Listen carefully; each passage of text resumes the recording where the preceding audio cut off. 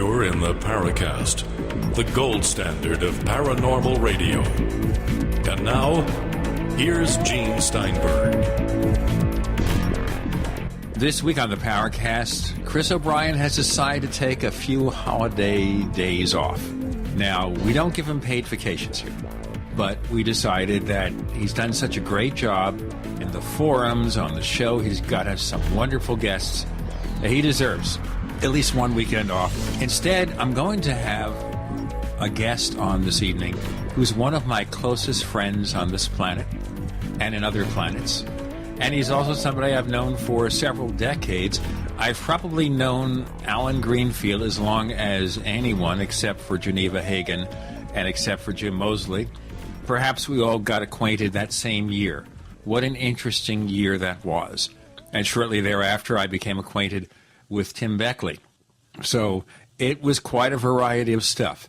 But we go back to look at the rather extensive studies in which Alan Greenfield is engaged, and we start with our interest in the UFO field. And if you haven't heard Alan before, I think it's important that we mention this famous little get-together we had. This was when we were teenagers, and Alan would come from Atlanta to New York City, and instead of going outside and getting completely bombed or loaded, and we were too young for that, I think. We're probably 16 or 17 at the time, Alan? Yeah, I think I was, first time I did the New Year's Eve, but I was 15, thereabouts. Okay. The point being here is that we just hung out, and we decided to talk about flying saucers. And I recall this particular occasion, you had a copy of a book with you called The Incomplete Enchanter, kind of a fantasy story. It was about somebody who goes into another reality where the laws of magic take precedence. Am I correct? Yep, you are indeed. That's a book that, actually, I've still got that original copy from the 50s, a 50-cent paperback. But yep, that was the premise, that it was fiction. And in fact, the authors, L. Sprague de Camp and Fletcher Pratt, felt the need to put in a little quotation saying, we speak of things that, of course, do not exist, and you shouldn't regard them as existing, which I thought was suspiciously overstating it at the time. But that was very influential for me. The Complete Enchanter, which is all of the Harold Chase stories, is something I continue to recommend to people. It's fun, and it also produces some really, really great ideas. And in my youth, that was like one of the first exposures I had to any kind of alternate worlds theory. So, of course, I wanted to pass it along to my friends so they could be equally warped as I am. So you see how it came to be. Now, coincidentally, during the time that Alan and I were friendly at that point, I had a small UFO magazine. I probably gather he did as well. But later on, my first wife, Geneva, and I founded something called Caveat Emptor, which was a magazine where we took an alternate viewpoint about everything. We kind of decided to get rid of the conventional wisdoms. And so we had an article from Alan where he talks about the theory that we devised on this New Year's Eve so long ago, and it was called the alternate reality theory of UFOs. Would you explain further? Yeah, it actually was a real game changer for me. When I got actively involved in ufology, my first exposure was to NICAP, the National Investigations Committee on Aerial Phenomena, that was very much government-oriented and some suspected government-generated. They were at 1536 Connecticut Avenue near DuPont Circle, where Klaatu met his end in the day the Earth. Explain that to everybody. This is peculiar here. Now, there's a scene in The Day the Earth Stood Still, the original. We're not talking about the remake with Keanu Reeves, which was awful. The original. Well, I don't think it was awful, but it was not up to the original. I will agree with that. Let's just say mediocre. Okay. So we have Michael Rennie as Klaatu being pursued by the authorities, and he's shot down near DuPont Circle in Washington, D.C. This particular location was probably yards away from where NICAP had its headquarters. Yeah, he was shot down at DuPont Circle in Connecticut Avenue, which is 1 minute away from NICAP headquarters. Of course, NICAP didn't exist at the time the movie was made. I think it was a 1951 or 52 movie. 51. When I had originally seen the movie, my mother was a tremendous movie buff, and she went to the movies every day. And my father, not that much of a movie buff. He was like me, an agoraphobe, but he went to see that apparently in D.C. and was so impressed with the documentary flavor of it, which loses a little bit now when one sees it because documentary formats have changed and the personalities on TV changed. But they had Drew Pearson and the other radio TV personalities of that transitional period actually appearing in the movie in there as themselves. And anyway, getting scale, no doubt. Well, who knows? Drew Pearson, I don't know, probably didn't work for scale. But in any case, so my mother took me to see it. And in her fashion, she never looked at the time movies started. She just walked in and sat down whenever it was. So it was about halfway through the movie that I got in there. But the first time that I saw it, and by the time it got around to Patricia Neal being carried by Gort, the huge and rather phallic robot, I made my mother leave the theater. I was scared to death. So that was my first exposure. But there is a scene before that where Michael Rennie and Patricia Neal are, as their characters, are riding in a taxi to try to get to the landed UFO in Washington, and he says he's got to escape, and if he doesn't make it, to go tell Gort the famous line, Klaatu Barada Nikto, which she has some trouble doing when she gets to see Gort. But in any case, he gets out of the cab, but there are cops and National Guardsmen and other people chasing him. So it's right at the corner, and they make a point of it saying it in the movie, at the corner of DuPont Circle and Connecticut Avenue. And sure enough, he gets out and is shot down right there and in effect dies, although he's later brought back to life by the robot. But in any case, when we went to NICAP's office years later, actually, your friend Marty Salkin and I were detained by the police at 6 o'clock in the morning at that same corner many years later when we were in Washington to give NICAP a hard time or whatever we were there for. What's interesting here is the day before, Marty Salkind, you, and there was one other person with us, right? I'm trying to think. Was Rick Hilberg with us? I'm trying to think. Yeah, I think so, yes. No, it wasn't Rick, but it was Dale one of Rettig. No, it was not Dale. Okay. Well, it doesn't matter. Marty Salkind, by the way, we grew out of touch a couple of years later. I have no idea what happened to him. I haven't seen him. Maybe he was taken aboard a UFO. The day before, we had a fairly pleasant visit with Major Kehoe, the director of NICAP, at a restaurant or something in Luray, Virginia, near the Luray Caverns. And there's no truth to the rumor that Major Kehoe lived in the Luray Caverns. No, but he lived near them, and he was very pleasant to us and treated us with considerable respect. And we were, it was Rick Hilberg, I remember, because Rick is and was, as far as I know, a big pro-military person. So he was very, very respectful of a retired Marine Corps officer, although Major Kehoe's retirement was under less than optimal circumstances. You know, I want to ask you that. I want to ask you that, but we have to do 11 more segments of the show before we get to it. All right? So let's make a cliffhanger of this. What about the departure of Major Kehoe from the Marines, which occurred, I think, in the 1920s? I mean, we're talking about the 1960s when this occurred. But Major Kehoe, that was it. He was a U.S. Marine Corps major retired.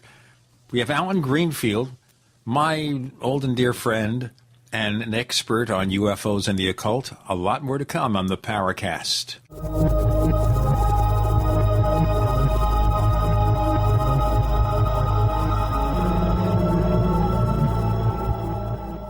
Don't complain about your cable bill going up and up and up. Do something about it. Grab a pencil and jot down this special number, 1-877-804-MY-TV. The more cable TV rates go up, the better digital satellite TV looks. So, disable the cable and get more of your favorite channels in 100% digital quality for less money. Call 1-877-804-MY-TV right now to sign up for packages starting as low as $19.99 and up to 4 rooms. And there's no equipment to buy. That includes your free HD TV upgrade, your free DVR upgrade, and your free professional installation. And the best part, the pristine digital picture and sound. Call 1-877-804-MY-TV. So, what are you waiting for? Pull out your major credit or debit card. Call 1-877-804-MY-TV. 1-877-804-MY-TV. Disable the cable, cut costs, and get more. Call 1-877-804-MY-TV. 1-877-804-MY-TV.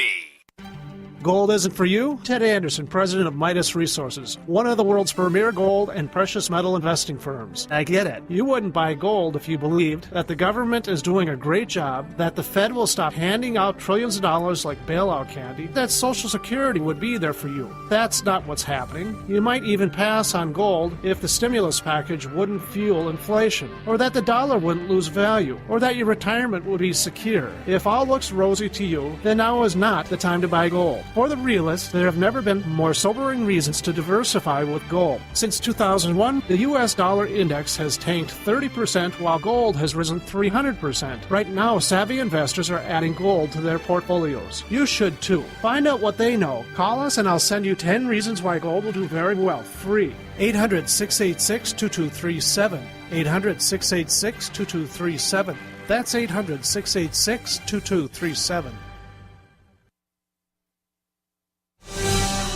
If you're considering a water filter, have you heard about Aquapale? Aquapale from FreezeDryGuy.com has huge advantages over many other water filters. American-made Aquapale units are designed and engineered to not just filter contaminated water, but capture or kill all bacteria and viruses to non-detectable levels. Aquapale has the fastest flow rate of any other water filter on the market, filtering a gallon of contaminated water in about 5 minutes. That's water when you need it, now. Get the world's fastest, safest, and most reliable gravity-fed portable water treatment system for surface, well, and wastewater sources. Aquapale. Available in 4 sizes starting at only $100. In all orders to the lower 48, ship free. Call 866-404-3663 or go to freezedryguy.com. That's 866-404-3663 or freezedryguy.com. 100% veteran owned. The Freeze Dry Guy.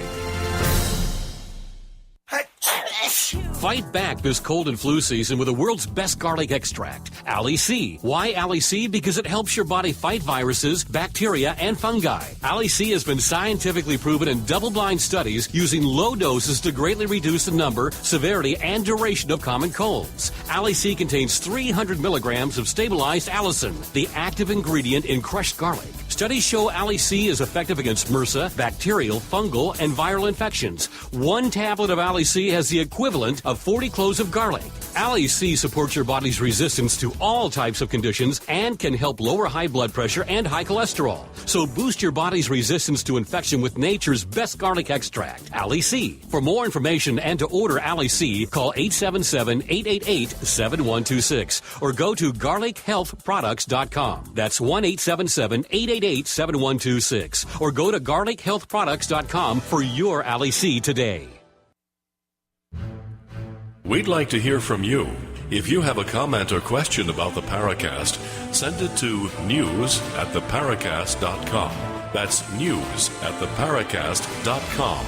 And don't forget to visit our famous Paracast community forums at forum.theparacast.com. On the Paracast, with Gene Steinberg, Chris O'Brien is taking the night off. Alan Greenfield joins us, and he mentioned very briefly in the first segment that Major Kehoe's departure from the Marine Corps was not on the best of terms, maybe? Well, you know, he did continue to use the title USMC RET, United States Marine Corps Retired, and for a middle echelon officer who was not even serving during World War II, although he did write a relatively prophetic book about World War II before before the war started, called M-Day. That was unusual. I mean, he wasn't an admiral or a senior officer, but I do not know this for an absolute fact, but I've heard consistently over the years that he left the Marine Corps, I believe it was in the 1930s, on a Section 8. Now, Section 8 isn't like for poor folks like me getting an apartment for really low price.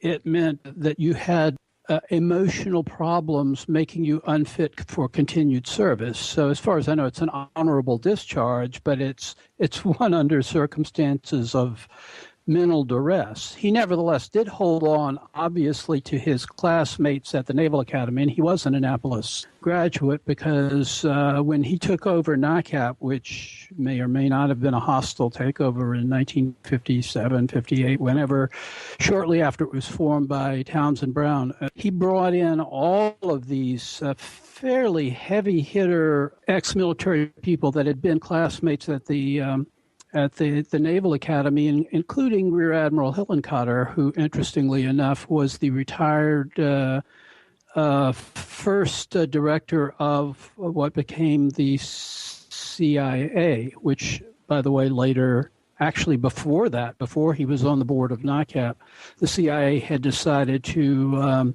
disrupt domestic ufology, civilian investigation, as it might interfere with national security. So NICAP is a story unto itself. It doesn't necessarily have anything to do with I believe there's a current organization that has some loose-knit continuity with, there's a gap of many years with that NICAP. But the Major Kehoe Richard Hall NICAP was definitely an organization that had far too many ties to the military and indeed sort of encouraged that identification. I mean, they had an address on Connecticut Avenue in D.C. They had a very official sounding name, had very official looking letterhead, and all of these titled military people on their board. Of course, their main focus was on ending government censorship of UFOs, which redirected, I almost said misdirected, but that might do. Okay, we'll go with the redirected or misdirected. But I guess this would be, on the surface, people on the inside, or used to be on the inside, trying to, from the outside, get the authorities to change their ways. Their perceived ways, yeah. The perceived secrecy and the perceived negative attitude towards the UFO phenomenon. Actually, I think they exaggerated that a lot. I've been prone to say for many years, meaning no arrogance at all, but perhaps some criticism of such military projects as there have been to look into UFOs. I know more about UFOs, and so do you, and so do a lot of your listeners, than the Air Force ever knew. And it's a mistake to think that this was a high-level project. For one brief moment, it was turned over to a university, the University of Colorado, under Dr. Condon, who also had a very strange history. But nevertheless, for the most part, it was an office with 3 people in it that would, take down UFO reports and occasionally send somebody out to investigate something on a very cursory level. I believe they knew nothing. They had a lot of raw reports, but no more than these days you can get on the internet. Would you regard it maybe as a public relations operation then? I think, satisfy the populace, say, hey, look, we're investigating these things, we're taking it seriously, except maybe for Captain Edward Ruppelt, because he seemed to have taken it seriously until he wrote a revision to his book, The Report on Unidentified Flying Objects, where he said, no, I don't believe it. Well, he was separated from the project for several years when he wrote his revised version, and he died young, shortly thereafter. So we really don't know the story on those last 3 chapters. They're totally at variance with the earlier version of the report on UFOs, which is a good book, and I think one of the first good books on the subject. The last 3 chapters are short. They're a quick debunk, and they're based on very faulty information. A key host said that he had been pressured and that had caused his death, but there's no way for me to know one way or the other on that, except that I rather doubt that. I think that it was just an afterthought, and maybe he had gotten a lot of laughter from his fellow retired officers and decided to simply take sides on it. The original conclusion was only time will tell. And of course, in a certain sense, that's still true. But I don't think it gives you a little insight into what the Air Force was doing, and it wasn't very much. They investigated cases that made headlines, and the cases that made headlines are not always the ones that are the most interesting or the most evidential. And the Blue Book files, which it's not too much trouble to get into, are just report files. Most private UFO investigators, even if they're not group affiliated, have a filing cabinet full or a few megabytes or perhaps a gigabyte or 2 of information on UFOs that probably exceeds any of that the Air Force developed in the however long it was from Project Grudge to the end of Blue Book. And as for a secret project after Blue Book, not in the Air Force. It doesn't exist, hasn't existed. Well, let's look back at our theorizing, because we're kind of framing the UFO field. The conventional wisdom is that if UFOs were real, they were. Then we used the term interplanetary because we thought in terms of planetary systems within our own solar system. Now, of course, when we think of UFOs from space, it's Tau Ceti, it's wherever. It's another star system. Okay, so we looked at that, and then you look at this book, and it all came together. No, maybe UFOs are from another place, but that place may be very close to us, sort of. Yeah, exactly. I mean, when I look back on that period, and I would say I was pro-ETH, extraterrestrial hypothesis, until around 1965 or 66, when I asked myself an obvious question, which is, why? We'll answer why after Do the Break with Alan Greenfield on the Paracast.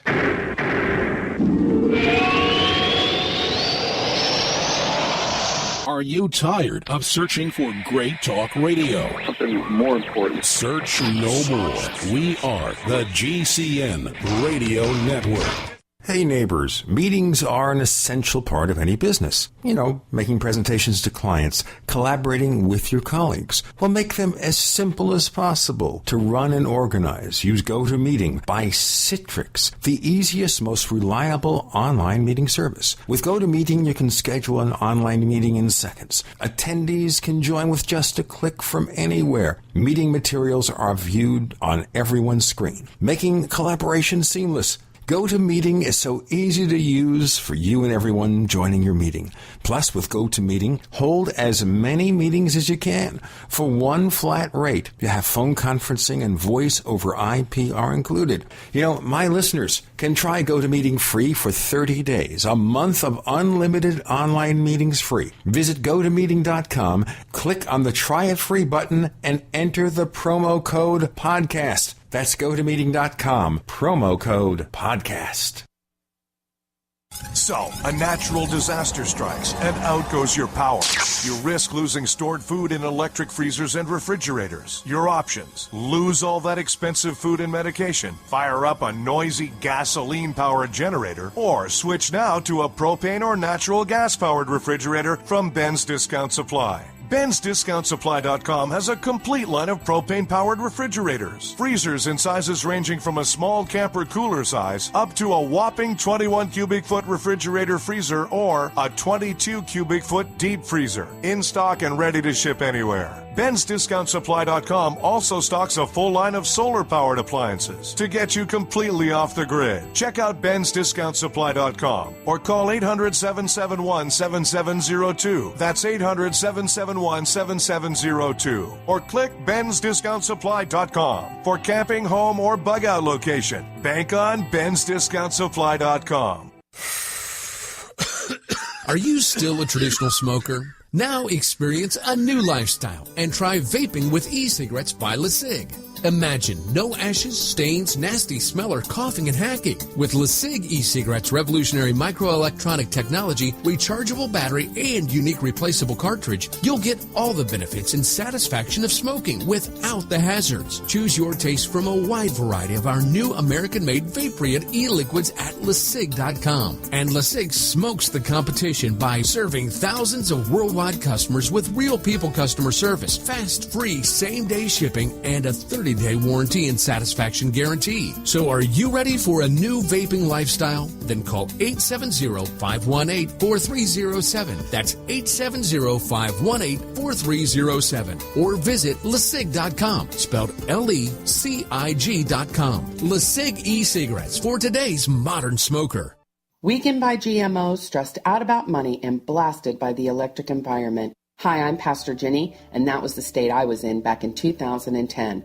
Then I learned about RNA drops. I learned that 97% of my DNA that scientists have called junk is actually packed with millions of gene switches that play a critical role in controlling how my cells, organs, and other tissues behave. I learned I don't have to put up with disease, decay, or decline like I'd been conditioned to believe. I began taking RNA drops, a 100% natural formula designed to turn on those switches and provide me with amazing health and joy. Learn more about RNA drops and order a free sample today. Visit rnafreesample.com. That's rnafreesample.com or call toll-free 888-577-3703. Pay only shipping and handling for a free 30-day supply of RNA drops. Get the information you need and the health you want at rnafreesample.com. Hi, this is Don Ecker, and you are tuned in to the Paracast. Let me tell you what, you're going to hear stuff here that you probably won't hear anywhere else. Hear that, George Snorri? We have Alan Greenfield joining us. Chris O'Brien is taking the night off for the holidays, and we hope he has a pleasant evening. We're talking to Alan Greenfield, someone I've known for a number of years, a very close friend, and we're talking about our past and how it relates to the UFO field. And I think it's good to bring this up, Alan, because of the fact that today most people who study UFOs are still living with that 50s mentality. They're from outer space. The government has a secret. Let's go on with your theorizing. Well, can I comment on that first? I think that Sure. is true, and I think that is misdirection in the sense that it may even be intentional misdirection from who or what, I think is a more complex question, because no UFO has ever been seen to go from one planet to another. In fact, we have the only UFOs on Mars, which was the original presumptive origin of UFOs, are our own probes on Mars, which are finding very interesting information. And you mentioned in the last segment in passing Tau Ceti. Well, that's a relatively close star as these things go, not a billion light years away. I think it's, 9-10 light years, something that is beyond our technology today, but perhaps with one or two technological breakthroughs would not be beyond our technology. They've just discovered an Earth-like planet with somewhat more mass than the Earth, but plausibly a place of origin for the of life as we know it. I'm a bit troubled by the life as we know it turn of phrase, too. There's probably a lot of life as we don't know it. But in any case... Well, they're trying to make it easy here. Okay, so life as we know it, and it's 12 light years away to be precise, but, when it's 10 light years, a couple of light years extra, doesn't matter. No, and if the universe is as some some theoreticians would have it, it might not make any difference if it was 10 light years or 10 million light years. It depends on the way space-time is actually constructed and how it can or cannot be worked with. But the point is, UFOs consistently throughout the history of UFOs have been closely associated with the Earth. They've either been seen, them and their alleged inhabitants, or their beings associated with them, such as the Men in Black, the little, almost never green men, the little hairy people, whatever. Any of these grays, reptilians, they're always seen on the Earth or just above the Earth. So why, I ask myself, would we leap to the conclusion that they come from somewhere else in space? Why not somewhere else in A, time, or B, dimensionality? And part of that was formed by the aforementioned book, the Incomplete Enchanter, written for fun, but postulating the existence of alternate realities. At the time, the idea was possible within certain aspects of theoretical physics, also in terms of certain mathematical theories that had existed for a very long time, even predating theoretical physics. Witness Edwin Abbott's famous book, Flatland, which, by the way, you can get for free in a PDF format on the internet from many different sources. And that goes back to the 1890s, I believe, but certainly somewhere right around then, long before relativity or theoretical physics as we now know it, indicating that, anyway, there are increasing indications that such realities actually exist.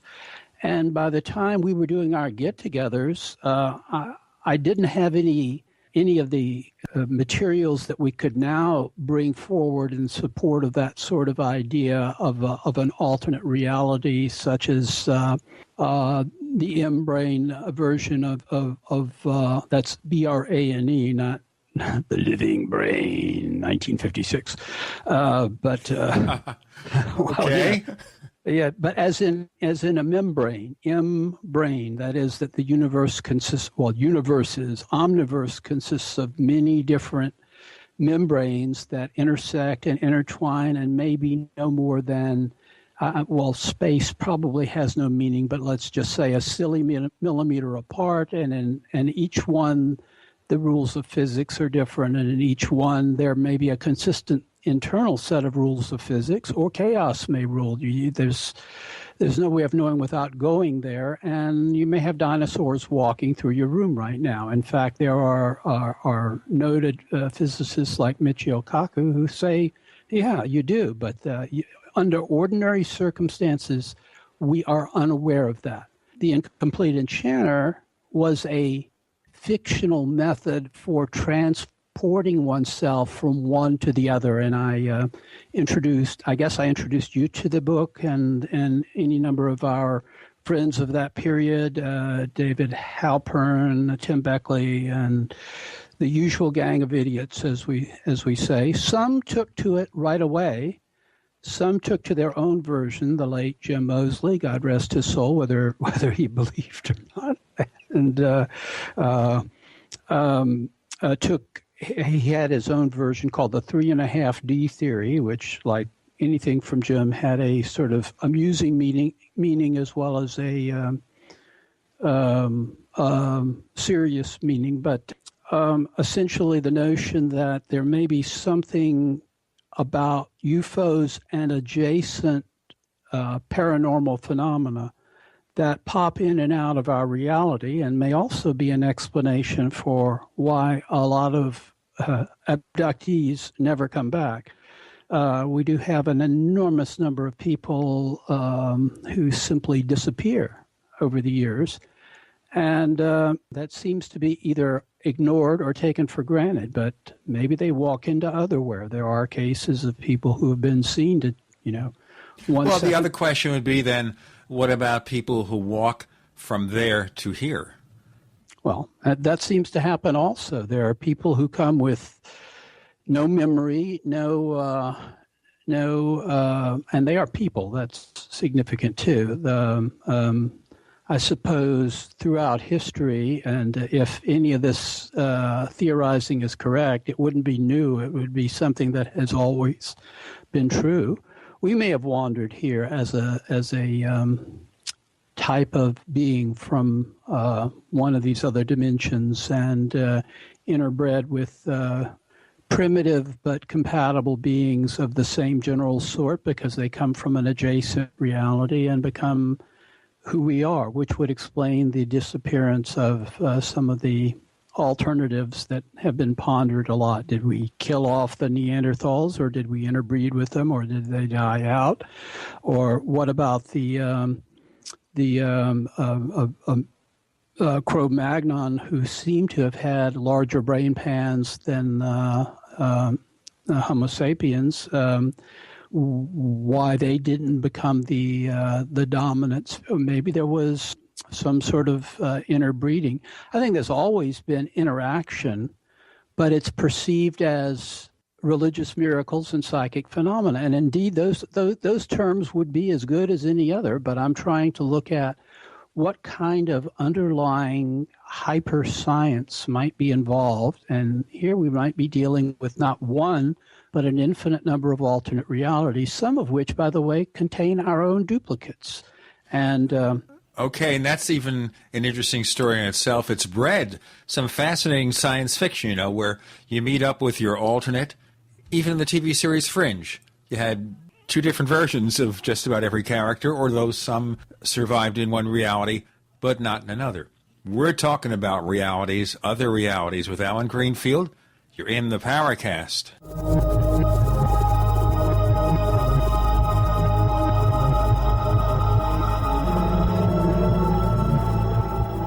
The GCN Radio Network, providing the world with hard-hitting talk radio. GCN. Great talk radio starts here. Don't complain about your cable bill going up and up and up. Do something about it. Grab a pencil and jot down this special number, 1-877-804-MY-TV. The more cable TV rates go up, the better digital satellite TV looks. So, disable the cable and get more of your favorite channels in 100% digital quality for less money. Call 1-877-804-MY-TV right now to sign up for packages starting as low as $19.99 and up to 4 rooms. And there's no equipment to buy. That includes your free HD TV upgrade, your free DVR upgrade, and your free professional installation. And the best part, the pristine digital picture and sound. Call 1-877-804-MY-TV. So, what are you waiting for? Pull out your major credit or debit card. Call 1-877-804-MY-TV. 1-877-804-MY-TV. Disable the cable, cut costs, and get more. Call 1-877-804-MY-TV. 1-877-804-MY-TV. Attention, this is an announcement for our listeners who drive gasoline vehicles. Federal Consumer Protection has confirmed that there is now an automotive accessory that exceeds its own fuel-saving claims. Consumer Protection has confirmed that most gasoline vehicles will get 22% more miles per gallon with an accessory called Platinum 22. To find out if Platinum 22 will give your vehicle 22% more miles per gallon, you should call 1-800-LESS-GAS. You heard me correctly, 1-800-LESS-GAS.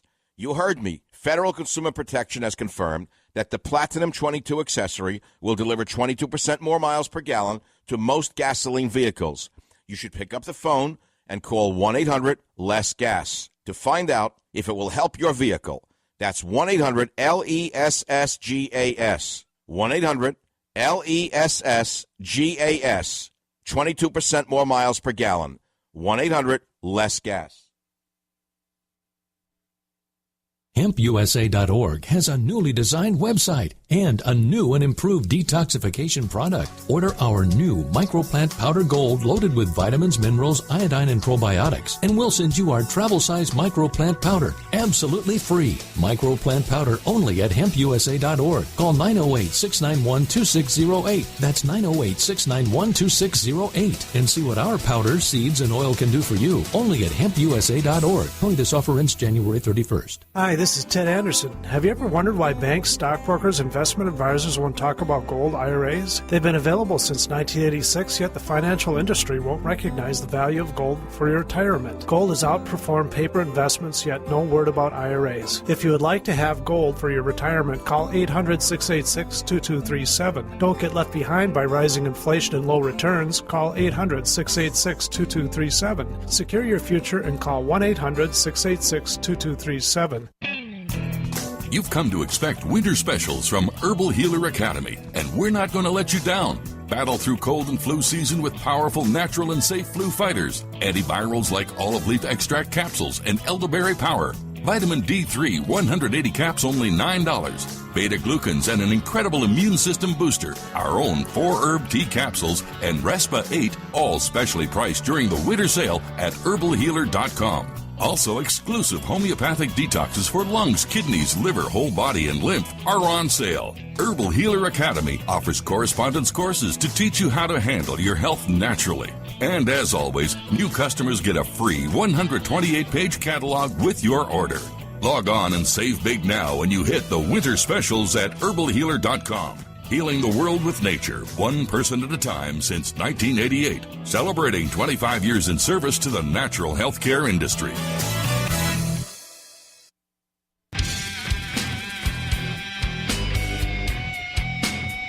This is Kurt Sutherland, the author of UFO Mysteries, and you're listening to the Paracast. We have Alan Greenfield joining us in the Paracast this week. Chris O'Brien's taken the night off, and we're focusing on an alternative viewpoint, alternate reality theory for UFOs and other phenomena.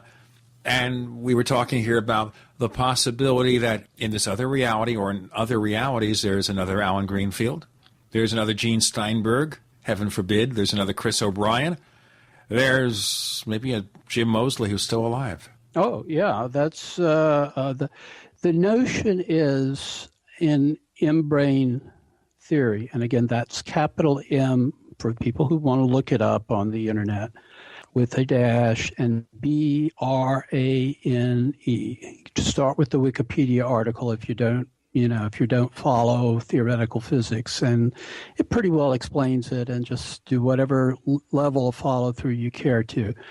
Some people are now saying that some of the experiments being done at the CERN atom smasher, or whatever they're calling it these days, with the expense involved in Switzerland, throws off the supersymmetry idea, which goes back to square one and kind of kills all variations of string theory, including M-brain theory. However, I've looked at that, and I think that all it means is there's yet another piece to a very, very complex puzzle that, like UFOs, we may come to an understanding of what we can understand and what we can't understand, but we may never come to a resolution. It just isn't like the Big Bang and the question of what was it like a second before the Big Bang. It's a non-question, and we may just have to reconcile our curious ape minds to that. After all,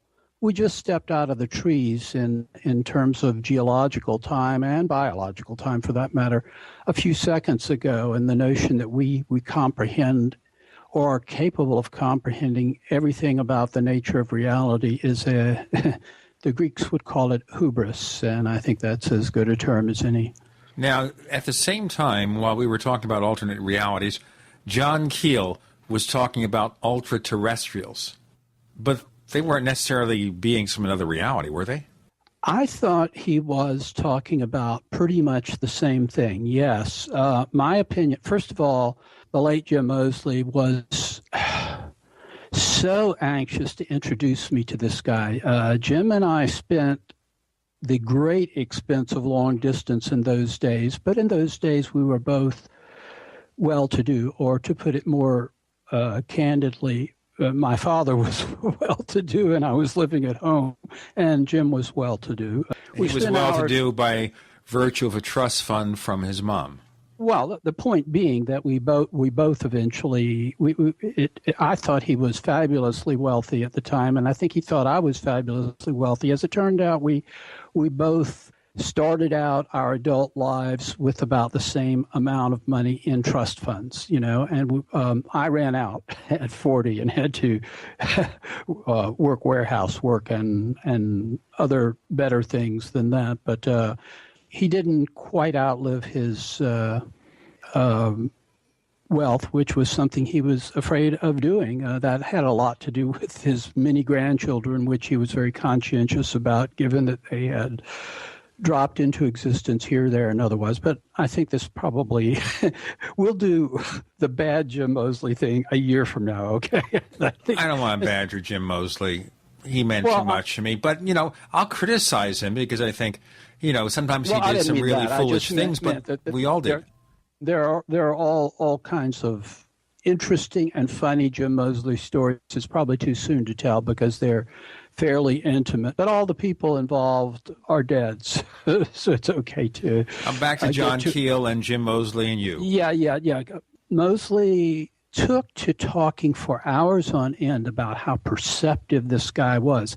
At the time, I didn't know him from a sack of salt, but he mentioned a book that he'd written. Some people say Keel had no sense of humor. He had written a book about the Batman craze, which you and I were deeply involved in. In fact, we spent all night at a theater watching a 1940s Batman serial one night. I remember in the do you recall that? Yes, I do, and I thought how bad they were. Then, when they had the TV show with Adam West and Burt Ward, at the end of each episode, you and I would call each other and talk about it. Yeah, well, exactly. So we had no sense, folks, at all. Well, I'm rather fond of the Republic era. You have to dumb down for it. I would call it popcorn movies, not, But, I loved movie serials, but some were done so badly. They had a couple on Superman, and in both cases, there were no flying scenes. They simply used a cartoon. They were that cheap. And then you had 1941, and that was another movie we saw the entire movie. I don't know if you were with me or some other people, Captain Marvel, where they had some pretty decent flying scenes, and probably until the 70s with Superman the movie, Captain Marvel was probably the best superhero movie. Well, I think they were aimed at 8-year-olds, and I watched some of those on TV when I was 8 years old, and they were inspiring for an 8-year-old. And you get older. What was it that Jules Pfeiffer said about comic books? Spoiled by growing up. But in any case, let me get back to. So I'm getting interested in this guy Keel, and Jim tells me that he's doing an autograph party for his book on Batman, which is a comic satire. I've never seen the book, but I did look him up, and he had written one of those men's magazine type adventure books with an occult twist called Jadoo, which is coming out again, by the way. I am informed by Nick Redfern just today, which is, I'm sure, quasi-fictional, but also probably involves some of his traveling around the world. Anyway, I did want to meet this guy, and one New Year's, Jim conned him into coming over to my hotel room at the Hilton, which overlooked Times Square, so I didn't have to go down and mingle with the masses to watch the ball come down. And mingling with the masses is a no-no. Yeah, well, I don't know. It probably would have been a bit more fun if I'd done mingling, but that was the way I thought back then. In any case, we had very good times, and there was one year where we went out. But anyway, I'll get to that in a moment. Major thing is Keel impressed the bejesus out of me. I mean, he had this voice, and he sounded like, no matter what he said, I'll never forget the line where he said, and this was in a speech that he gave here in Atlanta for the local UFO group, which I was a macher in. Macher is Chinese for important poison. In any case, he said, at the UN, the lights went out, and at the same time, a phone booth in Virginia blew up. And the way Keel would say that, you would go, oh, yeah. Well, what has one got to do with the other? Keel could make anything sound mysterious. I talked to Alan Greenfield, and he was impressed. Well, he was right. But he started to use this term, which he wrote this great big book, which wound up being 4 different books because the publisher just wouldn't do this huge 1,000-page Operation Trojan Horse. So it wound up being 3 more books in that cycle, and he threw in the Mothman cycle as a separate thing, which turned out to be his most lucrative and best known, if not best, work. But he used the term ultra-terrestrial as opposed to extraterrestrial. And I had extensive discussions with him and correspondence with him, and as far as I can tell, he was talking about the same thing that Vallée meant by Magonia. By ultra-terrestrial, he meant, and by alternate realities, I mean, you mean. Jim Moseley used the term 3.5D. It just sort of reflects our diversity as not being conformist or knee-jerk followers of anything. Basically, we're talking about a universe which consists of more than one static reality that moves from past to present to future. There is the 11 other parallel worlds in in-brain theory, and there's also a variation of that, which is that there are an infinite number of worlds depending on each decision that each consciousness makes, consciousness being the basis of reality, changes things. In other words, I've been married 4 times. And, that's a good place to leave this, because I don't know if I should envy you or pity you. Pity me. Okay, Alan Greenfield joining me. You're in the Paracast.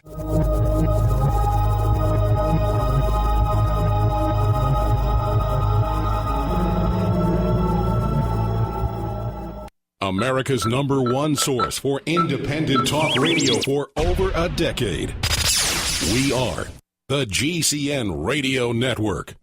Hi, this is Ted Anderson. If you'd like to listen to GCN programs on the go, I have great news. GCN has created a Droid and iPhone application, and it's free. Just as easy as going to GCNlive.com, click on the banner, and download. Before you know it, you'll be listening to your favorite hard-hitting GCN shows, live or on demand, right on your Droid or iPhone, 24/7 and on the go. So download the Droid and iPhone app free by clicking on the banner at GCNlive.com. Thanks again for listening to GCNlive.com. Again, that's GCNlive.com. Hi, this is Ted Anderson. Have you ever wondered why banks, stockbrokers, investment advisors won't talk about gold IRAs? They've been available since 1986, yet the financial industry won't recognize the value of gold for your retirement. Gold has outperformed paper investments, yet no word about IRAs. If you would like to have gold for your retirement, call 800-686-2237. Don't get left behind by rising inflation and low returns. Call 800-686-2237. Secure your future and call 1-800-686-2237.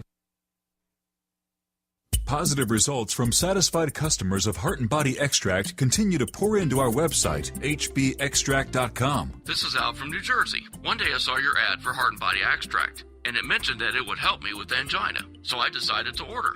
I figure I had nothing to lose. Heart and Body Extract supplies your body with everything it needs to balance itself and maintain optimal heart and circulatory health with no negative side effects.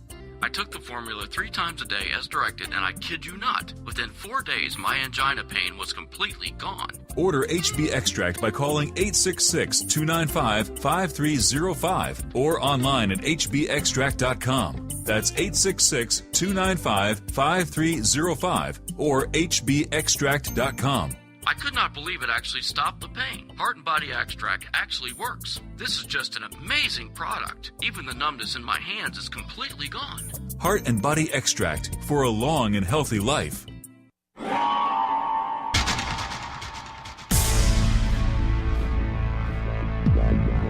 Welcome back to the Paracast, the gold standard of paranormal radio. And now, here's Gene Steinberg. So I stopped. Alan Greenfield says he was married 4 times, and we're not going to get into all the ramifications of that. But he's here joining me on the Paracast, and we're talking about John Keel, he had one of those voices and the kind of delivery where he says something, you believe it. Doesn't matter if he's making it up, you believe him. In a certain sense, he was kind of like Gray Barker, who in a sense was a rival of his over particularly the Mothman material, but they were both yarn spinners and storytellers. There's a difference between a West Virginia Gray Barker type yarn spinner and storyteller, because they are in the true old American mythos type of Paul Bunyan sort of tradition. John Keel came out of the fantasies of men's magazines of the 1940s and 50s, where my favorite image is the man marooned on the island that all of the inhabitants were Amazonian women lusting after men. You know, there must have been thousands of stories that were variations on that theme in Argosy, Saga, and other magazines of that sort. They were not smutty magazines by today's standards, but they were considered such back then. They also had some articles on relatively serious material. Keel was a bit more of a serious writer than a lot of the people that wrote for those magazines. I think, actually, now that I think about it, Jim Moseley had a thing on treasure hunting in one of those magazines way, way back, if I remember right. But you do remember correctly. Yes. In any case, Keel would give little portions of what eventually became this series of books, all of which was material probably written at the same time, with the exception of the Mothman material, which was essentially the notion that UFOs were a kind of a deception for something much larger than even the notion, as big as it is, of visitations from extraterrestrials, that is, beings from other planets in the known universe. And that's probably accounts for the name, Operation Trojan Horse. That is, it's perceived as a gift or a fantasy, but it actually contains Greek-bearing gifts. And those gifts are not too kindly if one happens to be a Trojan. And heaven knows America is filled with Trojans these days. Okay, now you're not going to touch that line, are you? I'm going to leave it. Sometimes, it's better to let a line drop, and it dropped. They could become your sponsor. Hey. On the other hand, I don't put them on my hand, but that's not important right now. Go on. All right. Now, when we did the memorial show for John Keel, the suggestion was made very much that he had some very interesting ideas, but maybe his research was a little bit wanting. Did you have Jerry Clark or somebody like that on the show? I think that's fair. Okay. Look, I think Keel's research, his field research, with one flaw, and I'll get to that. His field research was honest, was thorough, and he was more of a real reporter than virtually any of the people who dignify themselves with the term ufologist, as if there were some particular field of expertise that qualifies one to call oneself a ufologist. That annoys me beyond all words. What makes a ufologist? That you're an astrophysicist, that you're a physicist, that you're an amateur in the true sense of the word, that is one who is interested for the love of it, that one is a credulous believer, that one is a militant skeptic. What are the qualifications? Well, one of the qualifications has to be an inquiring reporter who has a sense of adventure, and that is precisely the credential that John Keel approached this with. Where his credulity came in, and you can see it a bit in the movie version of the Mothman Prophecies, are the phone calls. Because you and I know that we had two friends now gone on to their much-deserved rewards who were prone to imbibe a little herb and much brew and pick up the phone and mythologized. They did it with me during a citywide skywatch, and I actually recorded the thing, and they told me later it was them. It was very well done, but, I was skeptical about it enough to get my tape recorder turned on about halfway through it and then listen to it and decide that it was something. I wasn't sure that it was them, but it was something that was done with electronica type stuff that was rare at the time, but which, is very easy to come by right now. In fact, if we get really bad feedback on this, we'll sound exactly like the phone call sounded. And these two gentlemen, Mr. Barker and Mr. Mosley, I think in each their own way were very serious about what they were doing, but they also had a good sense of humor and they were good pranksters. And Keel, in the middle of really, really strange stuff going on in West Virginia and I believe on Long Island in New York and other things that he investigated firsthand, which I think were quite as genuine as your own brief experience with a, quote, man in black, unquote. That is, can't tell what it is, but it certainly isn't something that one would expect.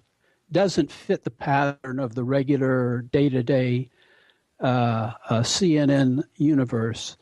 He could easily be freaked out by these phone calls with strange messages and hang-ups, and who would find his phone number that he'd only given to trusted friends, which of course included Mosley and Barker. Yes, exactly. And I think those things we can consider to be, in at least the vast majority of instances, things that Keel took seriously because he didn't think that they would do something like that, whereas those of us who were on more intimate terms with them assumed that if a couple of years went by and they didn't do something like that, that they were, something was wrong. Of course, there's the intriguing, I always go back to it, you have apparently, the last time we talked about it, switched a little bit, but you were my original source on this, the Wanacue Reservoir thing. Now, I know you went out and investigated it, but you had told me at the time, and my memory is, so crystal clear, and I probably even have it taped somewhere. I taped everything back in those days. We taped far too much stuff, but you told me on the phone, long distance, that Jim had gotten really, really drunk one night, and I guess you were at his apartment or maybe at the Saucer News office. It was at his apartment, and your memory is correct. I don't think I denied it. I think that Jim did indeed make a phone call, a hoax phone call to the police in that area, somewhat before the actual sightings occurred. It was the day before. They started the day after.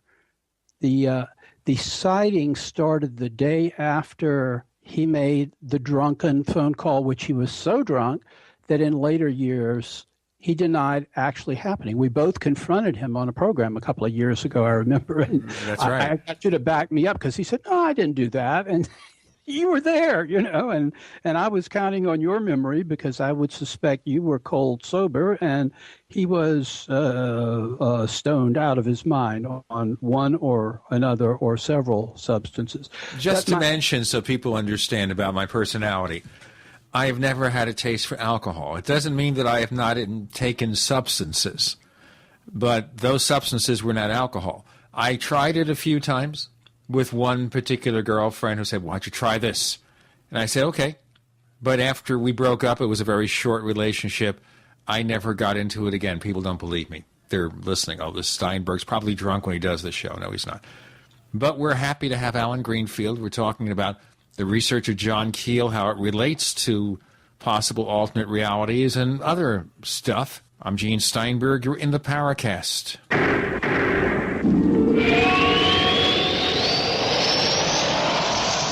Hey neighbors, meetings are an essential part of any business. You know, making presentations to clients, collaborating with your colleagues. Well, make them as simple as possible to run and organize. Use GoToMeeting by Citrix, the easiest, most reliable online meeting service. With GoToMeeting, you can schedule an online meeting in seconds. Attendees can join with just a click from anywhere. Meeting materials are viewed on everyone's screen, making collaboration seamless.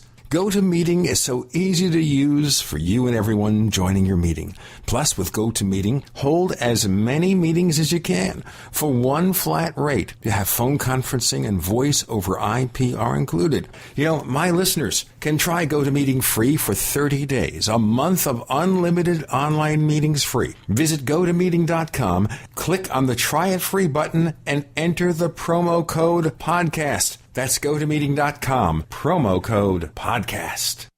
As many people know, ever since President Nixon took us off the gold standard, the U.S. dollar has been devaluating. What people don't know, however, is how this directly affects your personal finances. Is there a way to protect your portfolios from losing value? The answer to all of this is gold and silver. They both have maintained their purchasing power for 6,000 years. If you had $100,000 in cash and $100,000 in gold and silver back in 1913 and kept them until now, your cash would have the buying power of only $4,800, but your gold and silver would have the buying power of $3 million.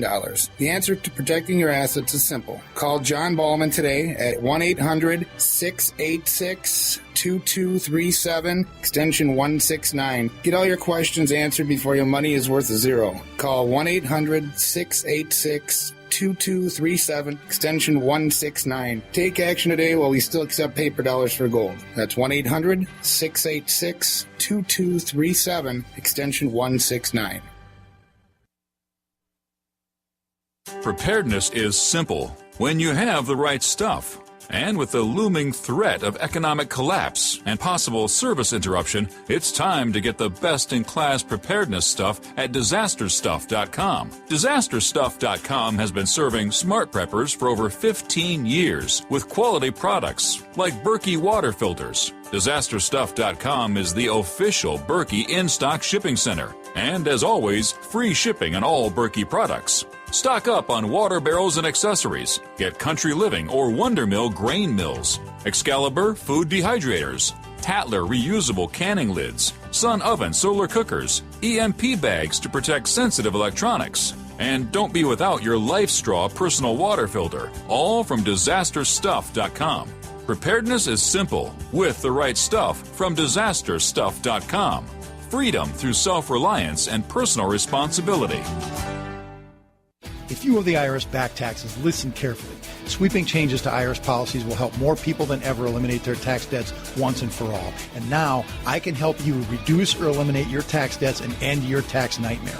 Hi, I'm Dan Pilla. I've helped thousands of people reduce and eliminate tax debts they couldn't pay. And after more than 30 years of experience dealing with the IRS, I can tell you there's no such thing as a hopeless tax case.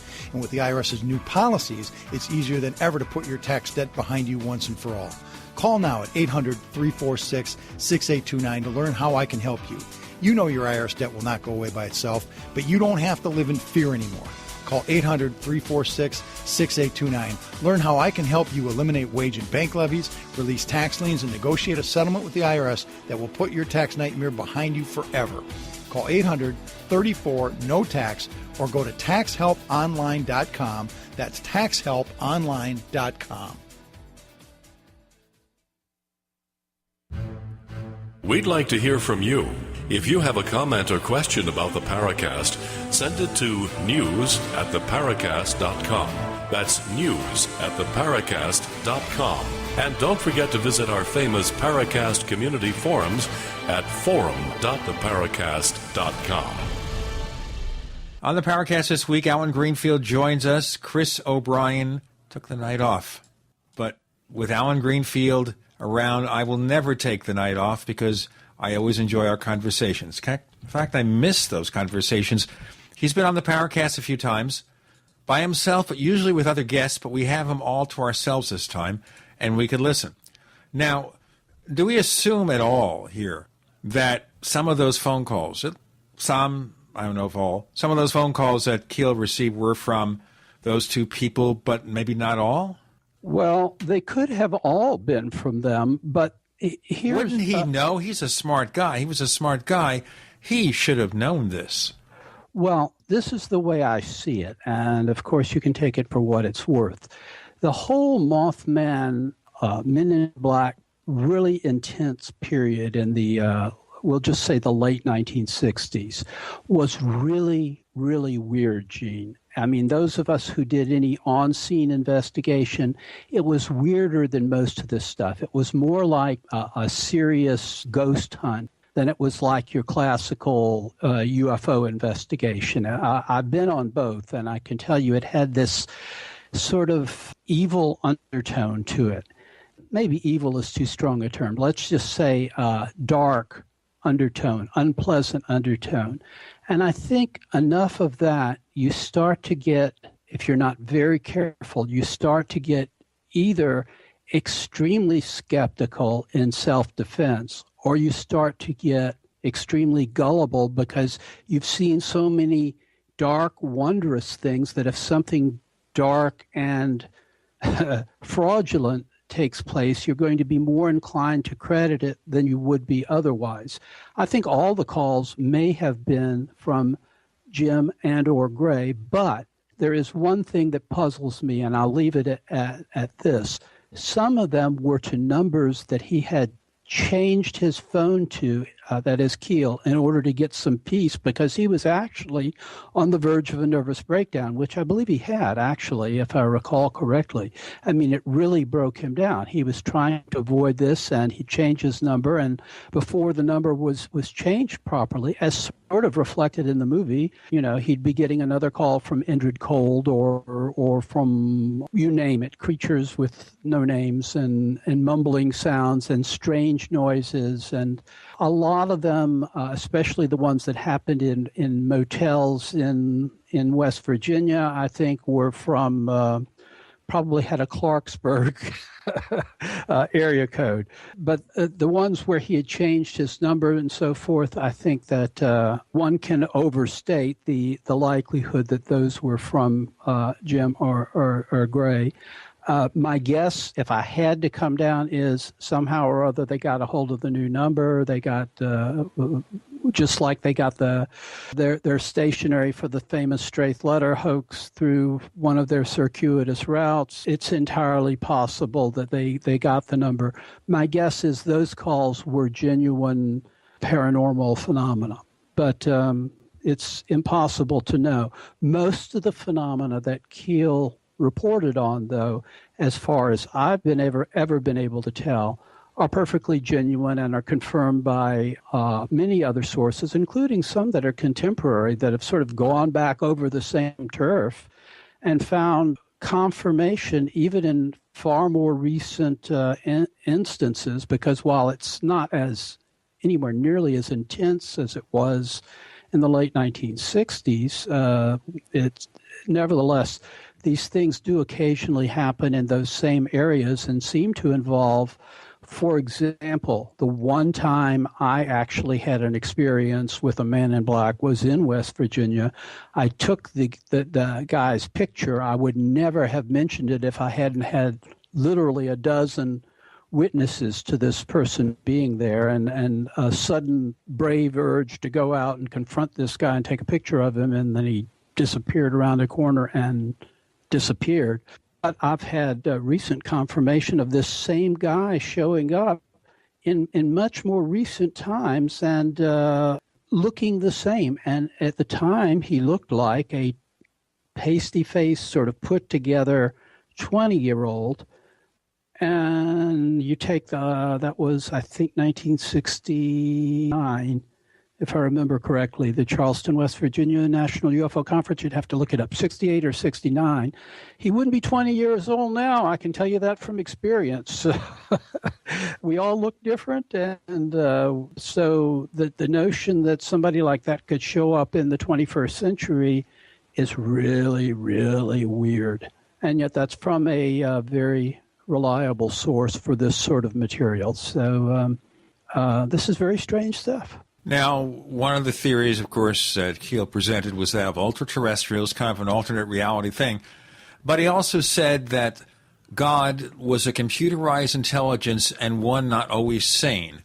And when I think of what he said in one of his books, I then consider the movie series The Matrix trilogy, okay, where our reality was basically run by computers, and the goal, of course, was to awaken the populace and give them their freedom. And now there's a story that came out the other day suggesting that our universe is nothing more than a computer simulation, somebody's video game. Well, computer simulation, I don't know about game. I don't think The Matrix was perceived as a game. It was perceived, if you watched all three films. I didn't say a game. It was a functioning computerized reality where people were basically in stasis experiencing their life mentally. Right. That doesn't mean that that is the ultimate reality. That's just another stage up. And in fact, at the very end of the third movie, you get a very Gnostic spiritual interpretation very easily lends itself to that this that one can ascend to an area of consciousness that is greater than even that which is within the matrix. Because anytime you talk about and by the way, I think that is a very serious idea. I even tend to sort of subscribe to it, although I think we always are taking whatever technology we have and projecting it onto other beings. And when we come up with a new technology, then we project that onto them. You know, rockets in the 1940s and computers now. I think one must assume that there will be technologies that exceed the technology that we now have just by the momentum of history. But, of course, there's always the question, even assuming that it is a program, who is the ultimate programmer and who programmed the programmer? I think talking about that as being an ultimate God is kind of missing the point. Philip K. Dick, my favorite author, wrestled with that idea throughout his career and in his parallel life as a writer of serious nonfiction that has only recently been much of it published as the exegesis, which I recommend only to people that have read a lot of his, quote, fiction, unquote. We'll get into Philip K. Dick and so much more with Alan Greenfield joining Gene. You're in the Paracast.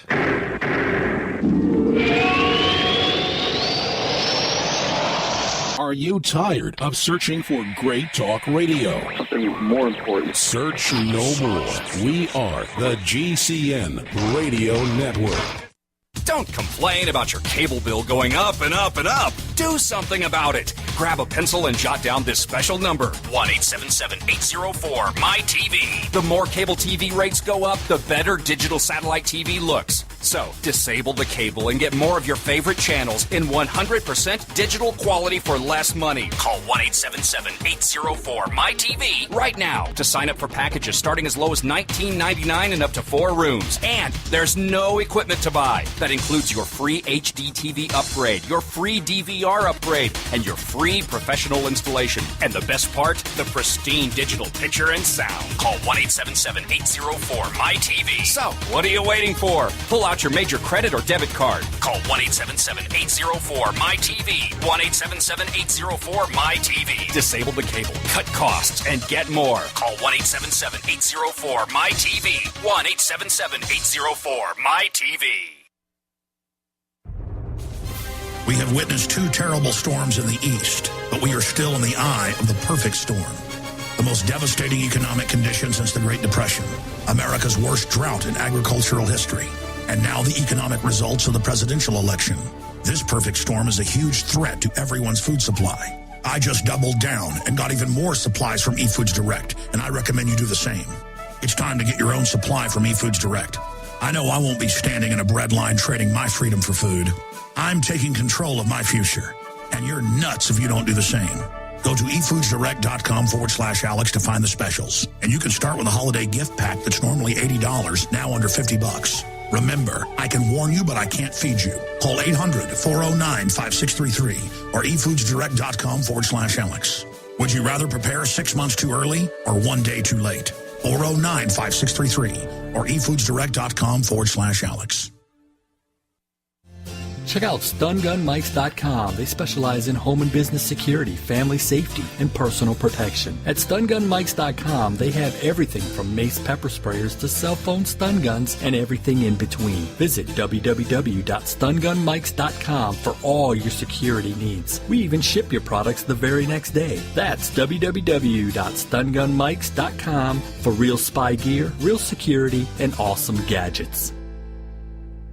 Are you looking for a great one-of-a-kind gift idea? Then look no further than www.daftgadgets.com. They have radio-controlled planes, helicopters, buggies, cars, and more. How about an insane horsehead pillowcase, MP3 accessories, or even an iPhone 5 wallet case? Visit www.daftgadgets.com and be sure to check out their featured gadgets page. Shipping is only $9.99 and is shipped within 7 days or less. Check out www.daftgadgets.com today.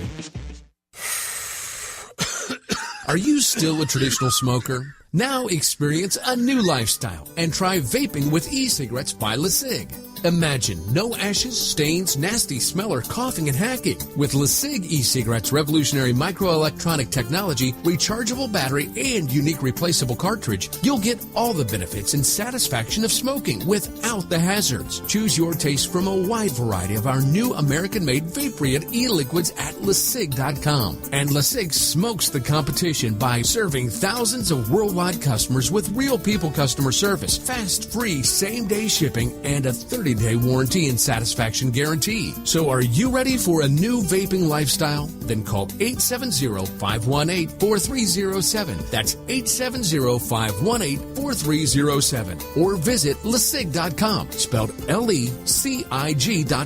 LeSig e-cigarettes for today's modern smoker.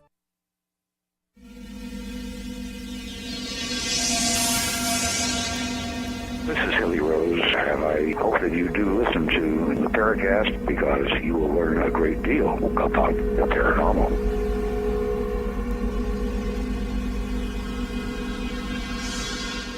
On the Paracast, we're joined by Alan Greenfield, longtime UFO and occult researcher, and we're talking about the works of Philip K. Dick. And they've made so many movies of the things that he wrote. Of course, there are two versions of Total Recall now, the original Arnold Schwarzenegger version, which plays havoc with one's reality in a sense, and a new version. Alan? Well, let me, as a almost lifelong, that is from the late 1950s on, reader of Phil Dick's work and great admirer of his, all the way up to the only recently published private journals of his ideas about the nature of reality and the nature of the universe, which I would say is spiritual, Gnostic, Christian, and way beyond anything that most of his contemporaries were doing. Very thoughtful stuff, but meaningless if you haven't read at least his best fiction. I forgot where I was going with this. Help me along here. Okay, so talking about reality. I was going to talk about the movies. Okay. I was going to disagree with you on that. Well, actually, I didn't make an agreement. I just mentioned two of the movies. Yes, well, but most of the movies the first movie that was made based on anything that Philip K. Dick wrote was Blade Runner. And, right. And Blade Runner angered him privately, and he died before it actually came out. But he had written some really, he felt very, very compromised by it. And anyone who has read the book, that it is sort of a thread from the book, Do Androids Dream of Electric Sheep, which is a very profound title to begin with. Well, the one thing to mention before you go on, and that is, I gather he was never happy or rarely happy with the way they made movies of his various books. Well, no, there's no way to know that because he died before any movies were made of his books, except he saw an early cut of Blade Runner. He died that year, the year that Blade Runner came out, and before the movie actually had come out as a public thing. But they wanted him. Was that more of his family then who objected?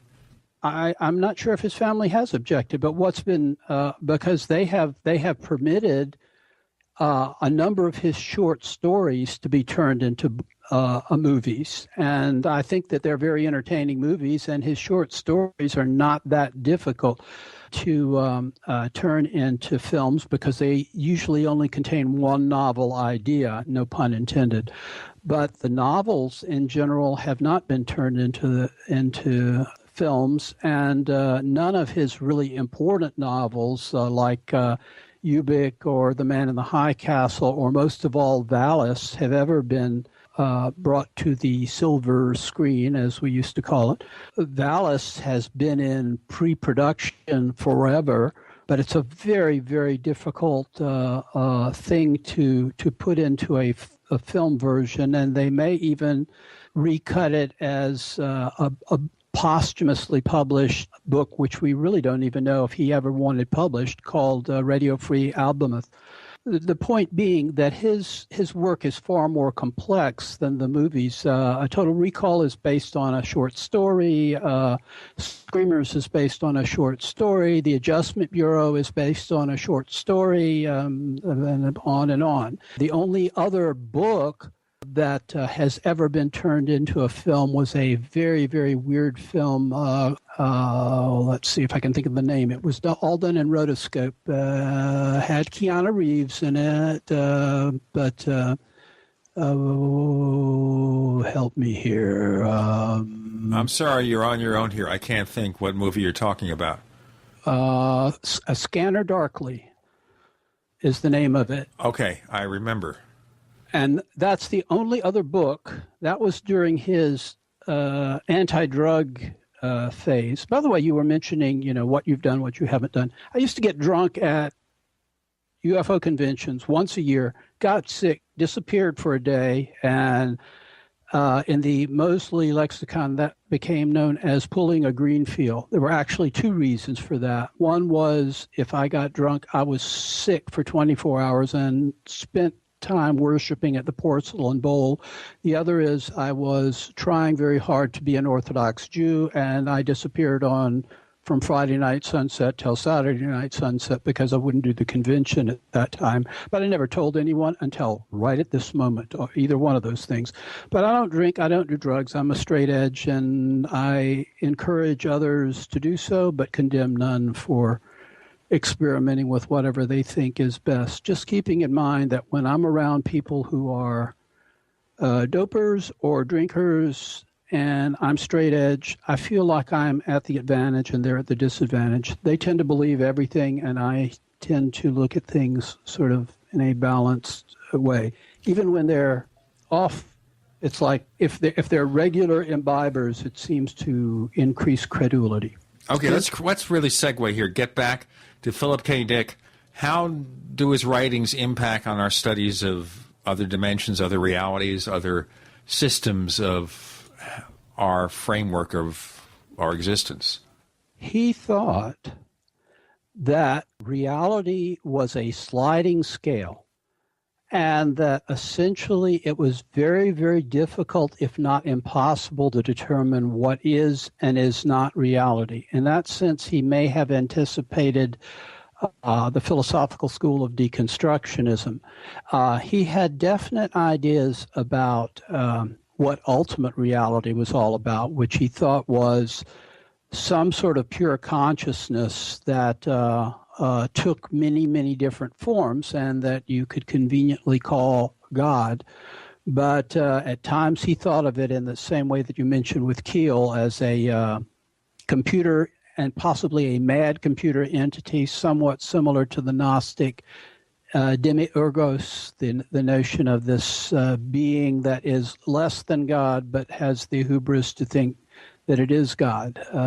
In Flatland, it's called the point being, which thinks that it is the only thing that really exists. But his view was that there was consciousness and love at the center of being, and that took on many forms and many manifestations, but they were very changeable. They were very malleable.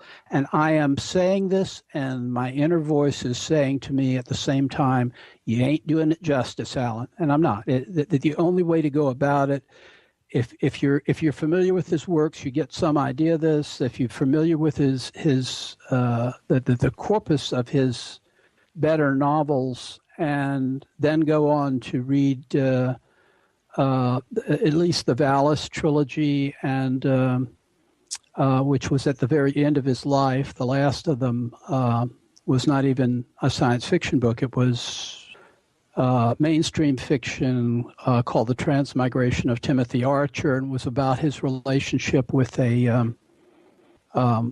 bishop, Bishop Pike, who was quite famous and a very, an outstanding person in the civil rights movement, who died under tragic circumstances, as a lot of the great civil rights leaders did, although his was a somewhat different death.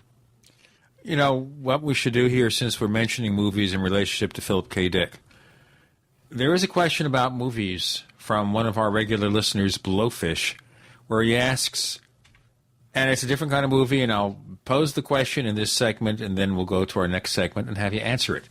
We do have a few questions from our listeners. All your thoughts on coming new Star Trek movies compared to the older versions, and I guess that is an alternate reality kind of thing, where they reinvented Star Trek, but Star Trek happens in an altered universe because of what the Romulans had done. We all know what happened there. So your reaction to that. We have Alan Greenfield joining us this week. I'm Gene Steinberg, and of course, you're in the Paracast.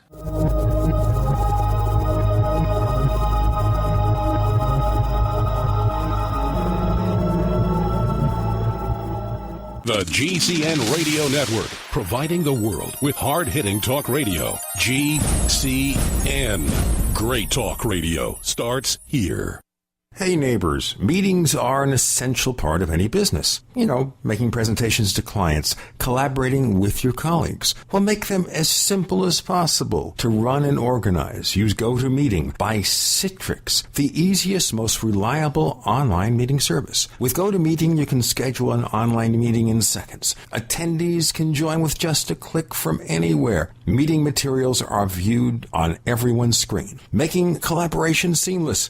GoToMeeting is so easy to use for you and everyone joining your meeting. Plus, with GoToMeeting, hold as many meetings as you can. For one flat rate, you have phone conferencing and voice over IP are included. You know, my listeners can try GoToMeeting free for 30 days, a month of unlimited online meetings free. Visit GoToMeeting.com, click on the Try It Free button, and enter the promo code PODCAST. That's GoToMeeting.com, promo code PODCAST. You land in Buenos Aires, then are shuttled to Santa Rosa, where a nicely furnished cabin with all amenities, Wi-Fi, executive food and wine, and laundry service awaits. After a good night's sleep, your adventure begins. You're on a golden stag safari for big game. But it's not Africa, it's Argentina. One-on-one guided hunts for water buffalo, cougar, bighorn rams, wild boar, and the biggest stag deer in South America. All gold medal quality. All the action you can handle. Land Rovers, top rental guns with scopes. All food, beverages, hunting guides, ground transportation included, and more. All more affordable than you can imagine.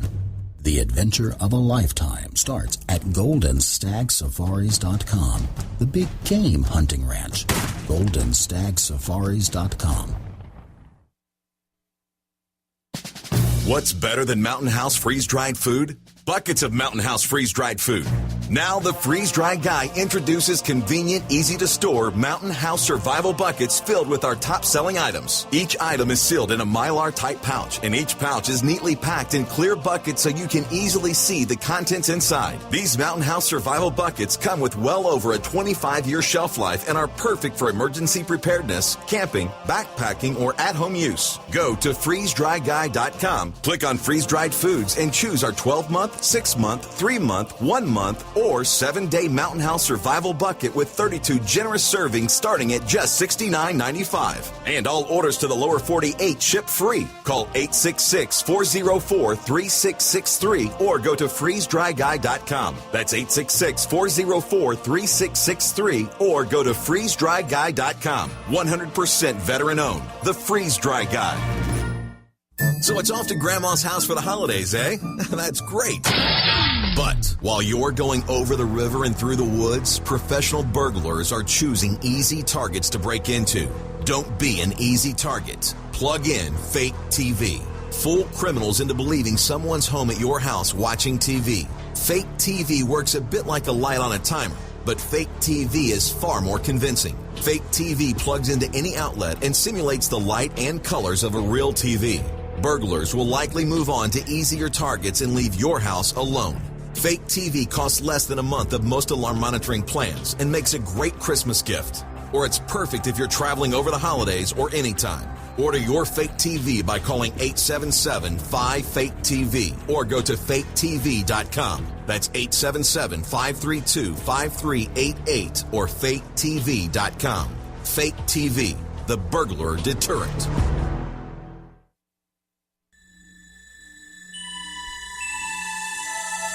This is Jacques Vallée. You're listening to the Paracast, the gold standard of paranormal radio.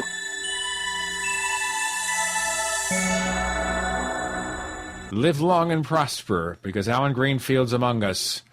And one of our listeners, I don't know why they asked this question, but I'll raise it again. So the first question, Alan, is, were you a Trekkie? Or are you a Trekkie? No, I was what they would call an SF fan in the days of the first Star Trek, and we kind of looked down on the Trekkies. In fact, the term Trekkie was a pejorative. To show how far back in that area I go, we had a guy in Southern fandom, that is, people who were interested in science fiction and comics and other things of that sort. There was a guy whose nickname was Trekkie because he was the only one. And of course, that exploded it into a very big thing.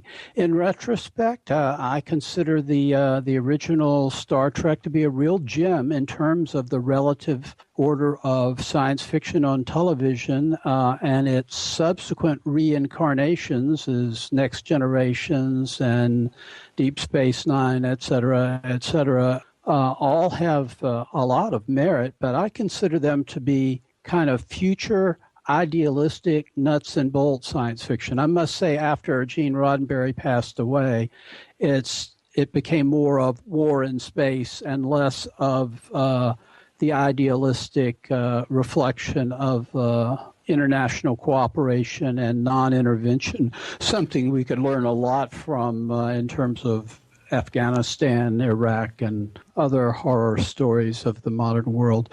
Well, the other thing, of course, is that Star Trek also was a money-making machine. Well, therefore, they made the series hoping they get 7 years out of each one, which didn't happen with Star Trek Enterprise, but that's another story. All right, so the original Star Trek, the concept I get here is after Gene Roddenberry died, it, shall we say, altered the concept a little bit. All right. A lot, I would say. Okay, so the concept is altered. It's not what maybe 100% of what Roddenberry had expected or anticipated or envisioned in his Star Trek concept. And, of course, he was around during the first years of Next Generation. Don't know if he died before that series ended or after. So we have the new generation here. Now, I'll give you one comment about the new generation of Star Trek, and that is they took advantage of their budget because in almost every scene, you see people running all over the ship. You know, it's a huge spaceship, the Enterprise. So how do you show how huge it is? You have people running. Oh, for the level of, first of all, it didn't get really good breaks from the network, which I think was NBC. So with what they You're talking about the original Star Trek as opposed to the J.J. Abrams movie. Go ahead. Yeah, right. The movies I'm not as familiar with. I have seen, I would say, spottily the majority of them, but none of them struck me as, they all struck me as technically bigger and better, but bigger and better is not always better. And I don't think you really have better science fiction until the reimagined Battlestar Galactica, which I absolutely loved and thought that took a really dorky 1970s science fiction project and turned it into something that was the kind of science fiction I generally like best, which is a way of looking at our own world from a removed vantage point and thus seeing our virtues and our flaws in the best possible light. But that's still mostly a nuts and bolts approach. And in general, although they touched on alternate realities, and they certainly touched on alternate ways of getting around the universe a lot. I mean, Deep Space Nine was about one of those places that you could go from one part of the universe to another in wormhole. In fact, the TV series Farscape, don't know if you saw that. Yes, that was one where a couple of the stars were actually Muppets. Oh, yeah. That was a little hard for me to take, but they did it. Given what they were doing, they did it well. And again, it was tasteful, yes. Very well done. I liked it. The plot was not superficial, and one could sometimes forget that Muppets were Muppets. It certainly wasn't Bert and Ernie, so they were very well developed. And I think maybe it's unfair to call them Muppets. They're by the creators of the Muppets. So I'm not a big fan of most television science fiction, but I think Star Trek as such, and that means all of the Star Trek, including the movies and including the various versions, were a breakthrough in terms of being something that went beyond. Well, I was just saying that I think that Star Trek was not just an advancement in terms of technology, but in terms of plot line, and went way beyond the kids' science fiction shows, which were prevalent in the 1960s. The only exception, other than that, would be the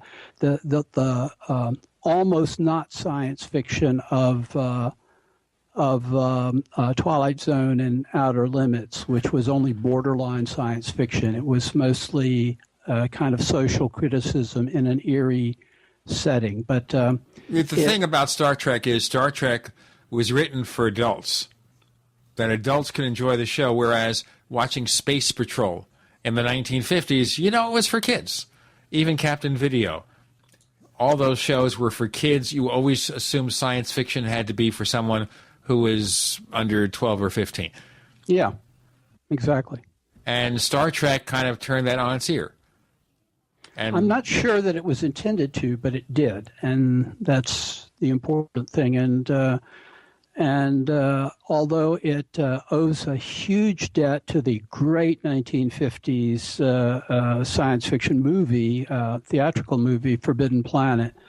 And I also think that William Shatner's Captain Kirk channels Leslie Nielsen in Forbidden Planet. We didn't know that Leslie Nielsen was funny then.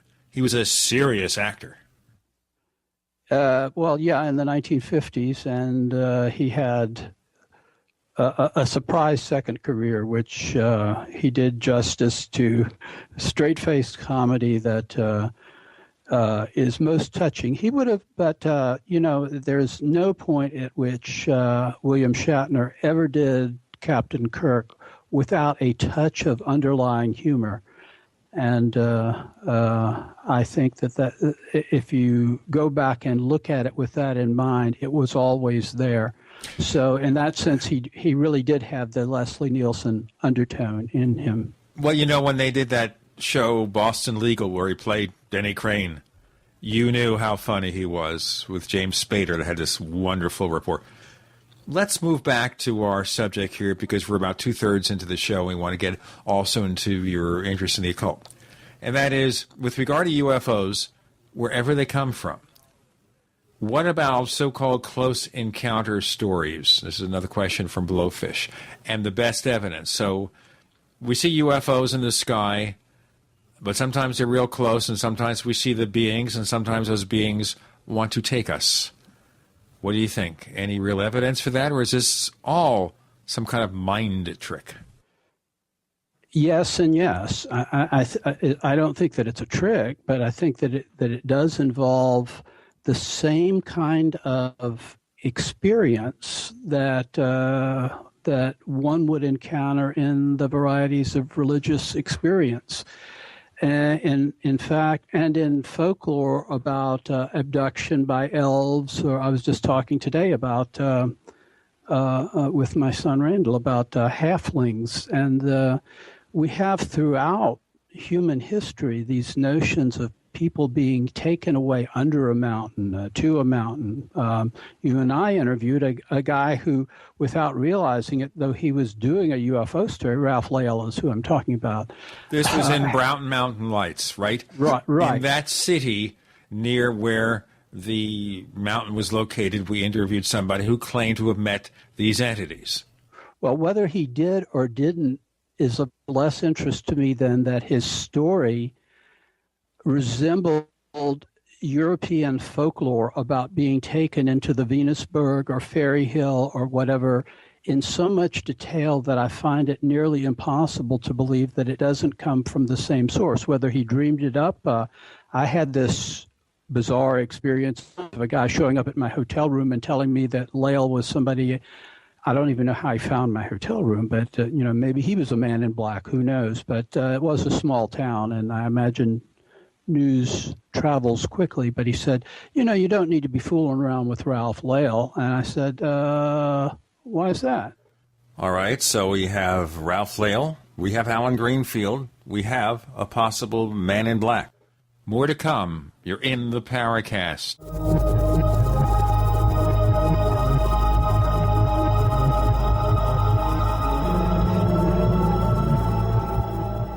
America's #1 source for independent talk radio for over a decade.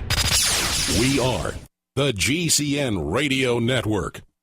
Hi, this is Ted Anderson. If you'd like to listen to GCN programs on the go, I have great news. GCN has created a Droid and iPhone application, and it's free. Just as easy as going to GCNlive.com, click on the banner, and download. Before you know it, you'll be listening to your favorite hard-hitting GCN shows, live or on demand, right on your Droid or iPhone, 24/7 and on the go. So download the Droid and iPhone app free by clicking on the banner at GCNlive.com. Thanks again for listening to GCNlive.com. Again, that's GCNlive.com. We the people grow cotton, weave fabric, engrave ink, embed strips and fibers to protect from counterfeit and carting to a private bank, having it lent back at interest, forcing taxes to service debt. This capitalism, or was Jefferson correct when stating a central bank issuing the public currency is a greater menace to the liberties of the people than a standing army? Ted Anderson, I'm placing a free silver dollar in a book that explains our monetary system. Call for your copy, 800-686-2237. It's time to understand the system. Call 800-686-2237. That's 800-686-2237.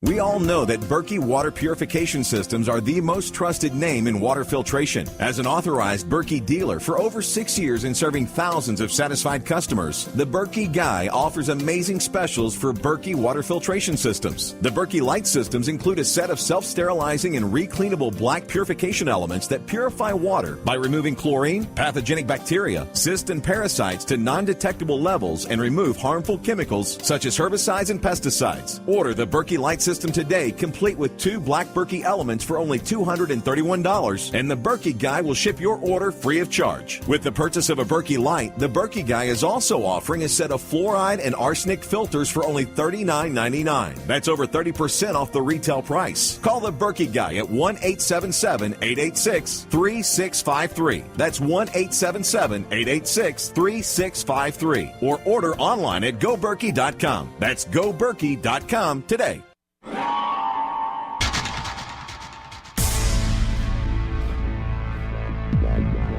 Welcome back to the Paracast, the gold standard of paranormal radio.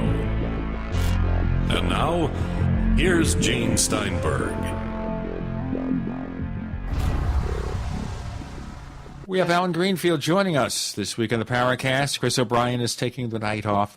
We started with alternate realities, alternate viewpoints of the UFO enigma, and we're talking here about the Brown Mountain Lights, where they see these lights on the top of the hill, and this character who lived in the city nearby. Ralph Lale and his encounters.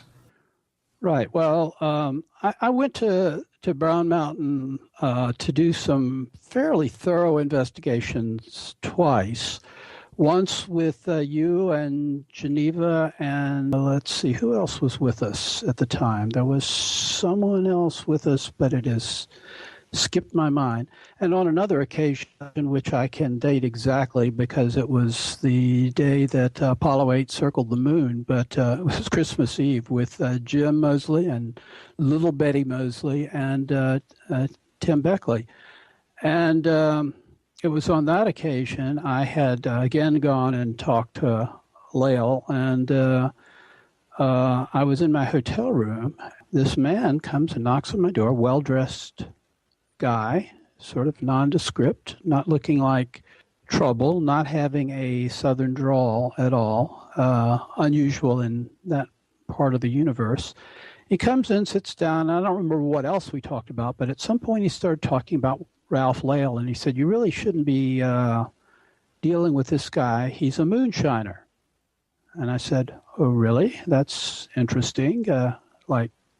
Well, if he's a moonshiner, I suppose I shouldn't be.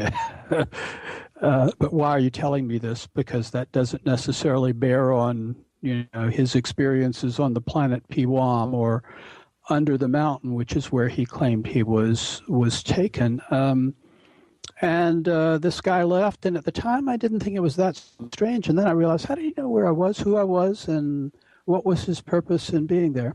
I have no idea whatsoever. But the point I was really trying to get to was Lale's story resembles a gazillion stories not involving UFOs, but involving abduction by elves, fairies, angels, demons, etc., throughout human history.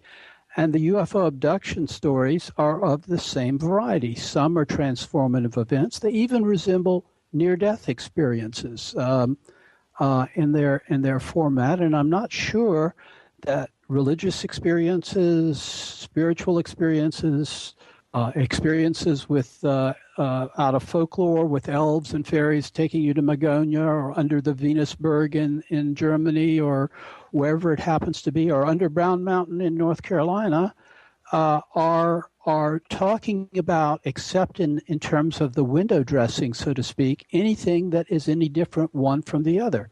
Whitley Strieber sort of got at that in his first book, and then sort of, I guess, wandered away from that, but that there are an endless number of masks that you never really get beyond, because these encounters are not as material as they seem to be. If you live in a world that expects lots of flashing lights and saucer-shaped vehicles and gray beings, that's what you're going to see. But it's not any different from being taken into the Hall of the Mountain Kings and having toasts with the elves, and the elves being curious about your life, and you're coming out with a loss of time and sense of location and worldliness, and perhaps be transformed for life in terms of who you are and how you see the world. I think these are crossovers between realities. Some of them are spontaneous. Some of them are from realities that are apparently more able than we generally are.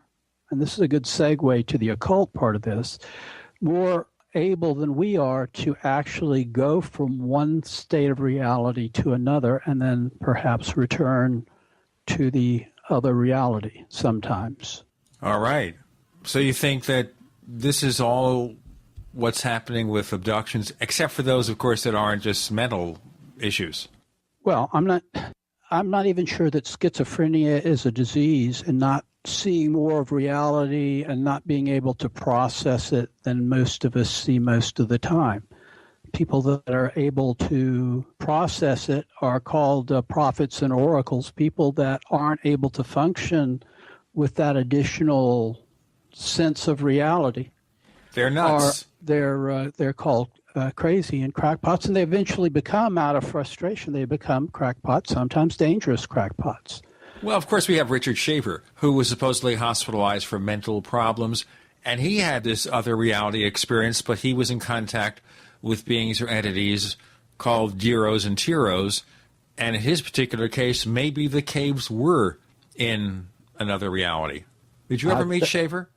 Never met Shaver, but I had extensive correspondence with him. And, of course, I met Palmer, who thought exactly that. And you and I were there at the same time. That was Jim and you, the people that were the victimized by NICAP. We were invited at that point and took advantage of it. And you and I think Rick Hilberg and Jim Mosley and I went up to see Ray Palmer, but I don't think we ever discussed much about Shaver. I know that I interviewed him, and we did discuss Shaver in the course of that interview, and that's where he said that during the years he said he was in the caverns, he was physically in a mental institution. And, of course, Shaver took issue with that. Wouldn't matter to me. If I'm communicating at all what I'm thinking, a person who has, well, first of all, modern psychiatry is much more oriented towards the notion of functional and dysfunctional, because people who have been great artists, great scientists, are also kind of nutty people in terms of your everyday person, but, very, very far beyond them. It goes with the turf of what kind of mental set that you have. But the real determinant of, quote, sane and, quote, insane is, are you functional in your day-to-day life? Do you know to look both ways when you cross the street or not? It doesn't matter whether you see the street as orange day glow and everybody else sees it as gray concrete or not, so much as it matters that you understand that if you don't look both ways and there's traffic coming, you're going to get killed. The notion of insanity since the drug experimentation in the 1960s and beyond, along with a younger generation of mental health professionals, has kind of changed the view of what that would imply. People got put into, I don't know if you've seen the TV series, I like it very much, American Horror Story, and this year it's American Horror Story Asylum, but it's about people being put into a really bad early 1960s asylum, which a lot of both old age homes and mental health facilities were at that time.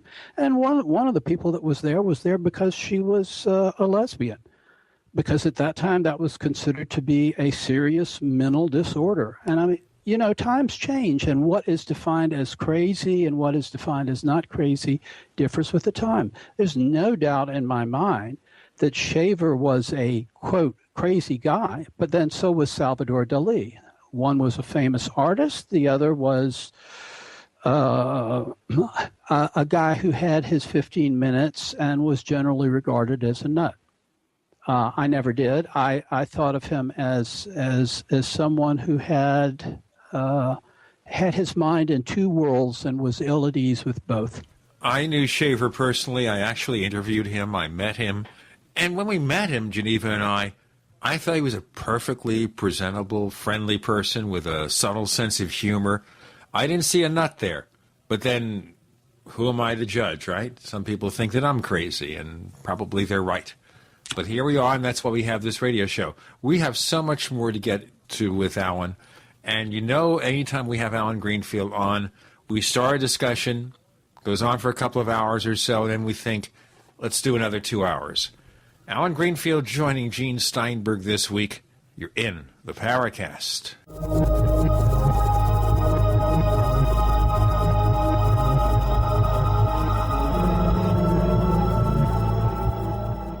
Don't complain about your cable bill going up and up and up. Do something about it. Grab a pencil and jot down this special number, 1-877-804-MY-TV. The more cable TV rates go up, the better digital satellite TV looks. So, disable the cable and get more of your favorite channels in 100% digital quality for less money. Call 1-877-804-MyTV right now to sign up for packages starting as low as $19.99 and up to 4 rooms. And there's no equipment to buy. That includes your free HD TV upgrade, your free DVR upgrade, and your free professional installation. And the best part, the pristine digital picture and sound. Call 1-877-804-MyTV. So, what are you waiting for? Pull out your major credit or debit card. Call 1-877-804-MyTV. 1-877-804-MyTV. Disable the cable, cut costs, and get more. Call 1-877-804-MyTV. 1-877-804-MyTV. Merry Christmas. Peter Cronschnabel from Midas Resources. Today is December 21st, 2012. Gold opened this morning at $1648.20. A 1-ounce gold Cougar Iron can be purchased for $1689.32, $844.66 for a half ounce, or $422.33 for a quarter ounce. $1689.32, $844.66, and $422.33. Hi, this is Ted Anderson. Have you ever wondered why banks, stockbrokers, investment advisors won't talk about gold IRAs? Wait a sec. Gold and silver is going up while Congress is trying to settle on the next debt increase. And there's no end to this madness. That old 401k and IRA can be converted into physical gold without tax consequences.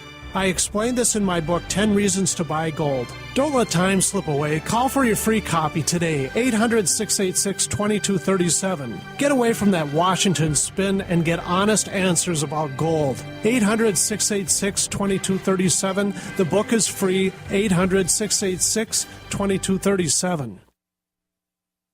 Would it save you time to get the best quality water filters and the best quality storable foods from one company? You bet it would, and now you can at BigBerkeyWaterFilters.com. Big Berkey Water Filter products and great tasting, long-lasting, storable Wise foods are both now available on one website, BigBerkeyWaterFilters.com. Wise foods, ready-to-eat meals are packed in airtight nitrogen pouches and come with a 25-year shelf life. Big Berkey Water Filters are powerful enough to purify treated, untreated, or even stagnant pond water. Combine Berkey Water Filters with Wise foods for an unbeatable preparedness combination. Get free shipping on every order over $50. And GCN listeners receive 5% off all ceramic filter systems. Visit Big, BERKEY, waterfilters.com or call 877-99-BERKEY. That's 877-99-BERKEY. Or go to BigBerkeyWaterFilters.com.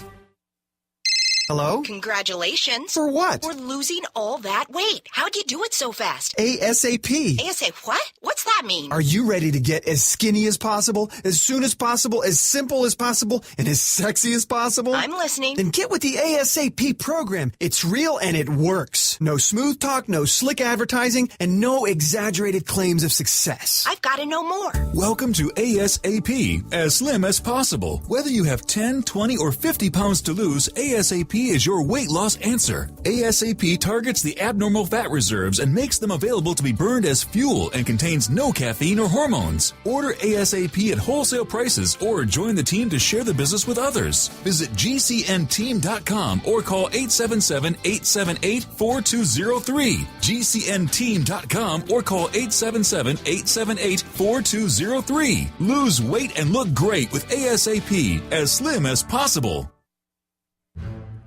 We'd like to hear from you. If you have a comment or question about the Paracast, send it to news@theparacast.com. That's news@theparacast.com. And don't forget to visit our famous Paracast community forums at forum.theparacast.com. We have Alan Greenfield. We're focusing on the frontiers of reality, where people maybe find themselves in both realities, and it kind of really freaks them out. And that may have been part of what happened to Richard Shaver. He believed in physical caves here, that you go into a cave and it's real. And maybe he did go into real caves, but those real caves may have been elsewhere. Now, I wanted to get into more of the magical thing here, because we kind of touched on it very briefly, because we have a couple of questions about that, and there's so much to discuss. We'll do the best we can. We have someone named Bonaventura from our forum, and he says, I've greatly enjoyed listening to Mr. Greenfield on the Paracast over the years. Here are a couple of questions for him. He's a fan. How about that? I love it. Okay. Can you discuss the benefits of practicing ritual magic? It seems that so many occult practitioners, Dr. D and Aleister Crowley, for example, seem to have gained so little, either materially or intellectually, from their magical practice, while others seem to have been harmed by it. Have magicians made any discoveries that have relevance beyond their own experience? In other words, are the occult forces, if there are such, playing us for suckers? Interesting take on it. Aleister Crowley was a drug addict and an egotist, and I think that had more to do with whatever results he got. He also, I can relate to this, and you can relate it to the life of Jim Moseley. He started out with a substantial inheritance. He was raised in a very, very fundamentalist group called the Plymouth Brethren. And I think that those two factors were things that he spent a lot of his life running away from unsuccessfully, with drugs and with sexual aspects of magic, which there's nothing wrong with. And for that matter, there's nothing wrong with the judicious use of drugs. The problem is there's so much injudicious use. He was a heroin addict and died a heroin addict. I don't think the material aspects of magic are particularly important. If it was, then there would be some people who are doing the stock market or the lottery who would attribute their success to their particular magical secrets, and people would be beating a path to their door. I think what magic, first of all, there's little enough interest in the occult and magical community in actually testing magical ritual in the same way that paranormal researchers test, for example, ESP to determine what's actually changing reality and what actually is simply acting out or perhaps performing a therapeutic ritual, but which has no other purpose. I do a great deal to correct that. But my feeling is that the primary purpose of magical ritual is to open the portal of the adepti, that is, to open the portal to other realms of existence. This is particularly obvious in what's called Enochian magic. And I'll only briefly go back to it because I have mentioned it before on your program, I believe. But I believe that without really thinking it through, Albert K. Bender and his experience with the Kaic and the Men in Black and his frightened withdrawal from ufology had to do with the fact that he had essentially set up his room in his family's home as a magical temple and had the kind of dark aesthetics which in fact attracted exactly what he got, only he wasn't bargaining for it, and when he got it, he also, like Shaver, interpreted it in physical terms, and I think it was more in the nature of a dark spiritual experience with beings from otherwhere. I think that the purpose of a controlled magical experiment is to be able to successfully go, and I know this from experience, successfully go from one state of reality to another. And if you do it smart, which is something I would say that a lot of people who are magical enthusiasts leap into without doing, able to return intact, but with more wisdom than one left with. I've done this with groups. I've done this individually. I've done this over a period of 30 some odd years, and I'm convinced that it works. It's an inexact science, primarily because no one has really done what I call scientific illuminism, which is Crowley's term, but which I have borrowed for my own use, which means the aim of religion, the method of science, or I would prefer the aim of spirituality, the method of science, which is to say, to scientifically document what's going on and what you do to achieve certain results and how you indulge in this transformation and how you get back safely from it. Our perception of magic these days is from silly TV shows like Once Upon a Time, where all your fairy tale characters come to life and they go into a small town in America and they bring their magical powers with them. So I'm going to segue that comment into Bonaventura's second question, which is, can you tell us why and how you went about becoming a practicing magician? Now? Now. Oh, I thought you were going to commercial. Okay. No. We have like a minute and a half for commercial. It was all at the same time, Gene. I didn't necessarily. I kept them in different boxes until I realized there were different aspects of the same community of subjects. I became interested in paranormal phenomena, UFOs, and the occult and magical universe, including Kabbalism and Enochian work and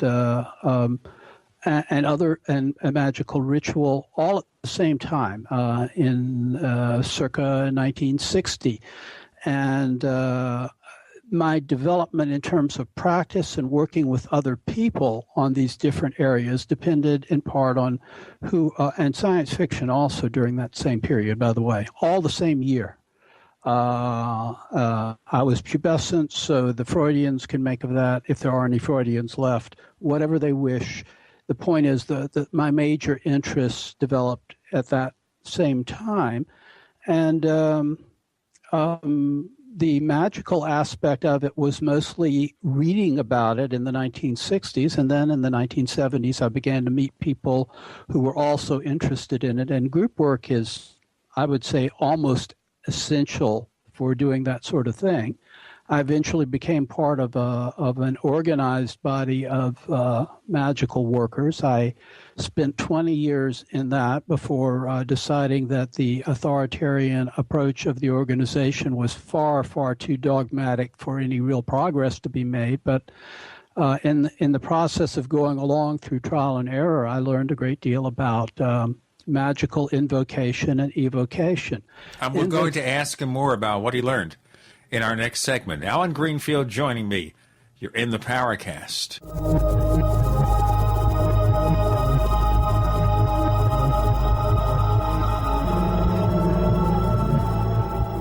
Are you tired of searching for great talk radio? Something more important. Search no more. We are the GCN Radio Network. Hey neighbors, meetings are an essential part of any business. You know, making presentations to clients, collaborating with your colleagues. Well, make them as simple as possible to run and organize. Use GoToMeeting by Citrix, the easiest, most reliable online meeting service. With GoToMeeting, you can schedule an online meeting in seconds. Attendees can join with just a click from anywhere. Meeting materials are viewed on everyone's screen, making collaboration seamless. GoToMeeting is so easy to use for you and everyone joining your meeting. Plus, with GoToMeeting, hold as many meetings as you can. For one flat rate, you have phone conferencing and voice over IP are included. You know, my listeners can try GoToMeeting free for 30 days, a month of unlimited online meetings free. Visit GoToMeeting.com, click on the Try It Free button, and enter the promo code PODCAST. That's GoToMeeting.com, promo code PODCAST. Food storage? Check. Survival tools? Check. Weapons and water filters? Check.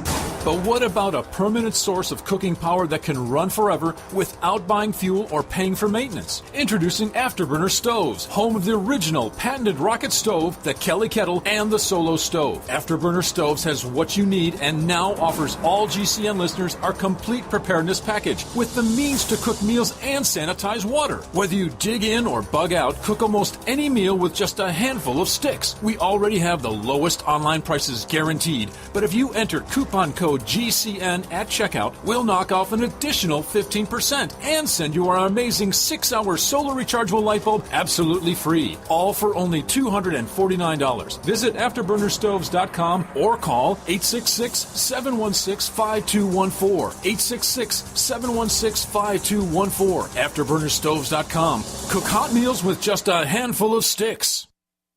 Attention, this is an announcement for our listeners who drive gasoline vehicles. Federal Consumer Protection has confirmed that there is now an automotive accessory that exceeds its own fuel-saving claims. Consumer Protection has confirmed that most gasoline vehicles will get 22% more miles per gallon with an accessory called Platinum 22. To find out if Platinum 22 will give your vehicle 22% more miles per gallon, you should call 1-800-LESS-GAS. You heard me correctly, 1-800-LESS-GAS. You heard me. Federal Consumer Protection has confirmed that the Platinum 22 accessory will deliver 22% more miles per gallon to most gasoline vehicles. You should pick up the phone and call 1-800-LESS-GAS to find out if it will help your vehicle. That's 1-800-LESS-GAS. 1-800-LESS-GAS. 22% more miles per gallon. 1-800-LESS-GAS. Hi, my name is Annette, and due to menopause symptoms for nearly 2 years, I suffered severe hot flashes, which prevented me from sleeping all night. It was so hard to work because it continued all day to have the hot flashes from hell. I was exhausted and depleted. After only 3 weeks on One World Way, I have no hot flashes, and I'm sleeping normally again. I feel energized and strong. This is an amazing product. It is a little-known fact that every single cell of your body is supposed to produce 10% of its protein content as glutathione. But due to toxicity and aging, it does not. Could glutathione be a missing factor in optimal cell function for your entire body? If you restore the optimal glutathione levels in your cells, especially your glands and organs, then as a result, your glands and organs work better. Imagine the quality of life improvement you might have. To order One World Way, call 888-988-3325. That's 888-988-3325. Or visit oneworldway.com. That's oneworld.com. Hi, this is Nick Pope. You're listening to the Paracast. On the Paracast, we have 2 more segments with my friend Alan Greenfield, and he has such a wide range of interests. It's just incredible. Now, let's talk about the practical things about magicians and all that, the kind of things you can do. Now, we always think of casting spells. Do you cast spells? This is a dumb question. Do you engage in meditations? Can you create different effects because of your magic? Yes, and yes. But the same would be true of paranormal work with psychokinesis, and I think they're identical. In other words, if you're changing something in what we mutually hold to be reality through mental powers, you can call it magic or you can call it psychokinesis. It's just a matter of where you're coming from. That's the easy part. And the answer for me would be, after working in this area actively for 40 years and intellectually for 50, I do very little of the, wizard's hat and wands and circles and stuff. I'm all for that, and I believe that's the starting place for anyone. But gradually, as you go through this, you dispense with a lot of the paraphernalia and are left with the being able to basically do things by intent. I try as little as possible to interfere with day-to-day reality. For one thing, I think that it's very important to respect the autonomy of the will of others. And something like, for example, one of the most common things is love magic or sex magic or whatever, in the sense of trying to bend the will of someone else to yours. And to me, that's black magic. It's a violation of that person's will by trying to bend them to you through the use of paranormal or magical forces. I don't do that. The couple of times that I tried in the early days of my work, it always worked, but it was always a disaster. Hence, various relationships that we don't really need to go into. But it works. It's what I call low magic, and it also, if it actually does bend someone's will, it's black magic, just as any other form of persuasion without intellectual engagement with that person would be such. I think in that sense, Hitler was an excellent black magician, able to sway people with the power of his voice and the power of his mind, whole masses of people. That's an awful, awful power which probably could have been used for something else, but which had the most tragic of results, including for him, which ultimately what goes around comes around. That does seem to be a law of the universe. I mostly am interested in linking these areas together. You want to know about abductions? How do you find out about abductions? You do an Enochian working where you go into the appropriate Enochian ether using the traditional methods of Dr. D, who was a consummate Elizabethan astrologer and magician with a very dubious handyman named Edward Kelly, made off with his wife eventually, one of the perils of the path. And you, in fact, can have something resembling a controlled abduction experience, maybe even rescue someone who had a spontaneous abduction experience or something that was sort of done from the other side.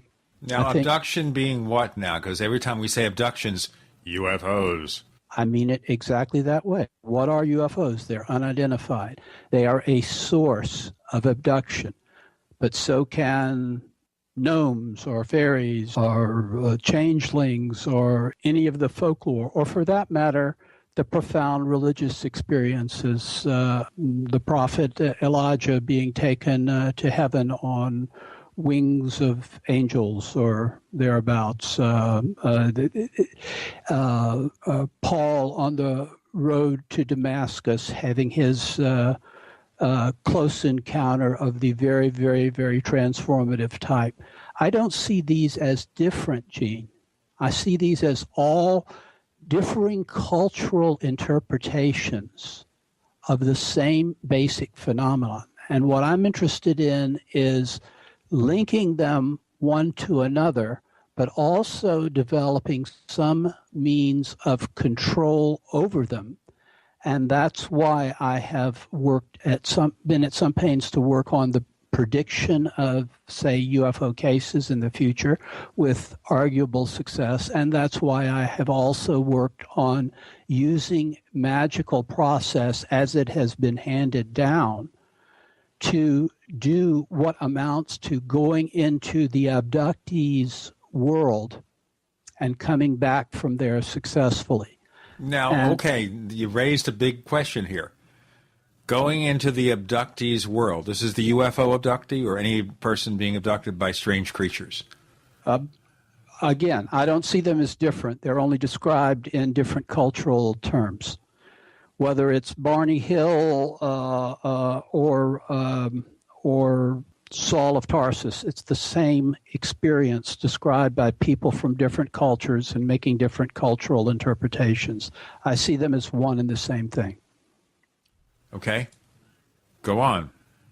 Well, the major use that I make of magic now, as opposed to the various things that beginner and journeyman magicians would do, and properly so, because you don't want to climb a mountain without learning a lot about mountain climbing, because there are very practical consequences of doing that, is to set up a set of circumstances, not unlike the uncontrolled one that Bender set up in his room, for summoning or transferring to some alternate reality or some other brain, B-R-A-N-E, being there, observing, and then returning here, preferably with a group of people and preferably with instrumentation that will document as much as can be documented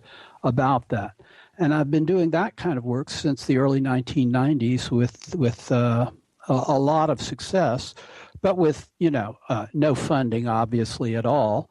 Lately, we've been doing a lot of talking about doing some experimentation with augmenting the light spectrum that we're able to work with in order to perhaps perceive things that our regular senses are not able to do, specifically with infrared. It's now as I'm sure you know, being a fellow gadgeteer and actually much better at that sort of thing than I am, there are relatively inexpensive movie cameras with relatively high definition that will that use infrared in order to perceive things in the infrared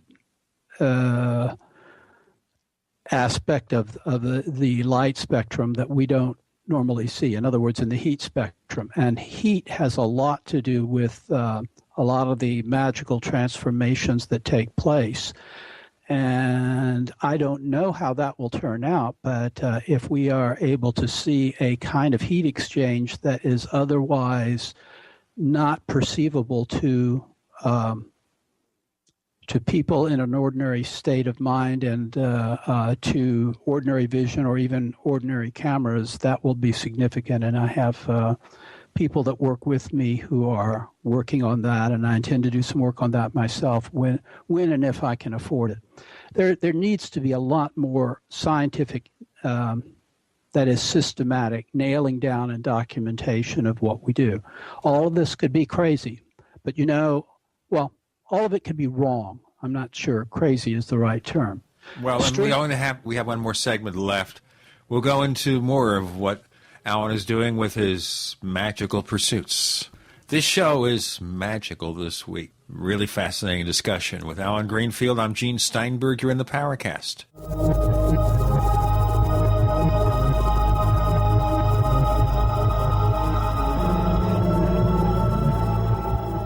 The GCN Radio Network, providing the world with hard-hitting talk radio. GCN.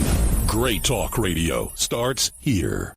Don't complain about your cable bill going up and up and up. Do something about it. Grab a pencil and jot down this special number, 1-877-804-MY-TV. The more cable TV rates go up, the better digital satellite TV looks. So, disable the cable and get more of your favorite channels in 100% digital quality for less money. Call 1-877-804-MY-TV right now to sign up for packages starting as low as $19.99 and up to 4 rooms. And there's no equipment to buy. That includes your free HD TV upgrade, your free DVR upgrade, and your free professional installation. And the best part, the pristine digital picture and sound. Call 1-877-804-MY-TV. So, what are you waiting for? Pull out your major credit or debit card. Call 1-877-804-MY-TV. 1-877-804-MY-TV. Disable the cable, cut costs, and get more. Call 1-877-804-MY-TV. 1-877-804-MY-TV.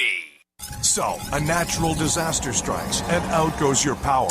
You risk losing stored food in electric freezers and refrigerators. Your options: lose all that expensive food and medication, fire up a noisy gasoline-powered generator, or switch now to a propane or natural gas-powered refrigerator from Ben's Discount Supply. Ben'sDiscountSupply.com has a complete line of propane-powered refrigerators. Freezers in sizes ranging from a small camper cooler size up to a whopping 21 cubic foot refrigerator freezer or a 22 cubic foot deep freezer. In stock and ready to ship anywhere. Ben'sDiscountSupply.com also stocks a full line of solar-powered appliances to get you completely off the grid. Check out Ben'sDiscountSupply.com or call 800-771-7702. That's 800-771-7702. Or click Ben'sDiscountSupply.com for camping, home, or bug-out location. Bank on Ben'sDiscountSupply.com.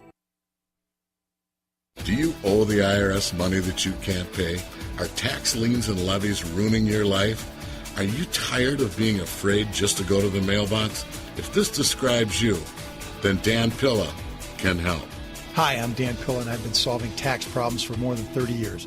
In fact, I wrote the book that made it possible to negotiate settlements with the IRS, and I've helped thousands of people do exactly that. Call now at 800-346-6829 to learn how I can help you.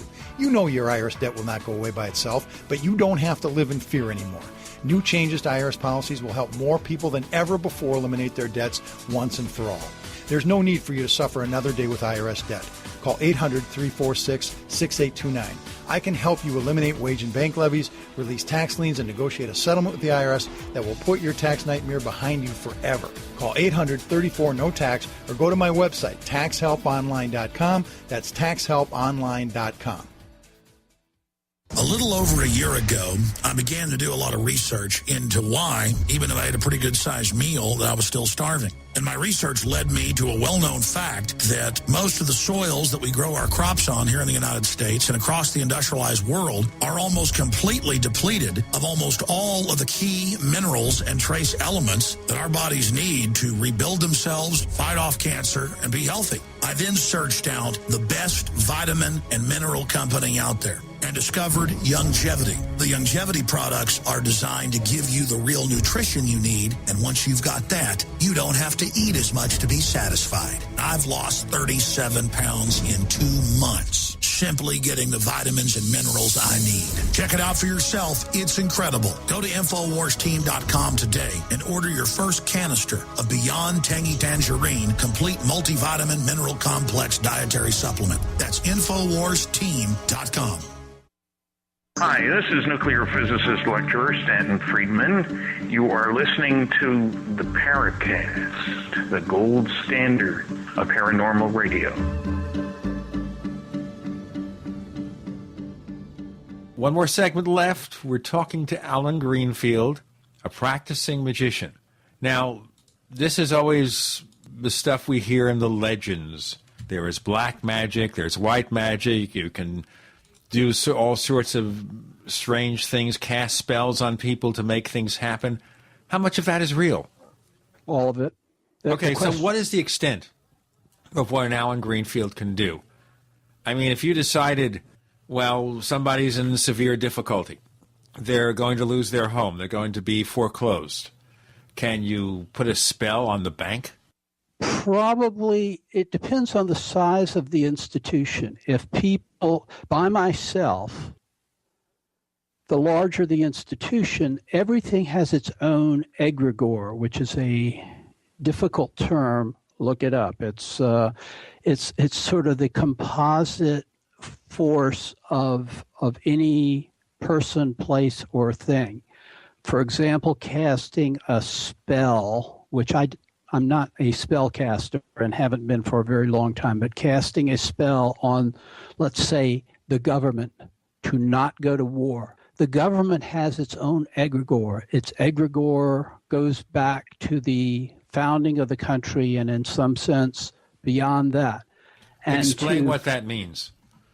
What egregore means? Yes. It just means the composite power of the person, place, or thing that you are dealing with. In order to, it's a lot like gaming, I hate to say that, but in order to be able to impose a difference on that composite power, one must have more composite power or have some little method of just shaving off some little edge. The classic example of the goofiest thing ever done were in the height of the hippie peace movement, Vietnam era thing, was the effort, unsuccessful of course, to levitate the Pentagon.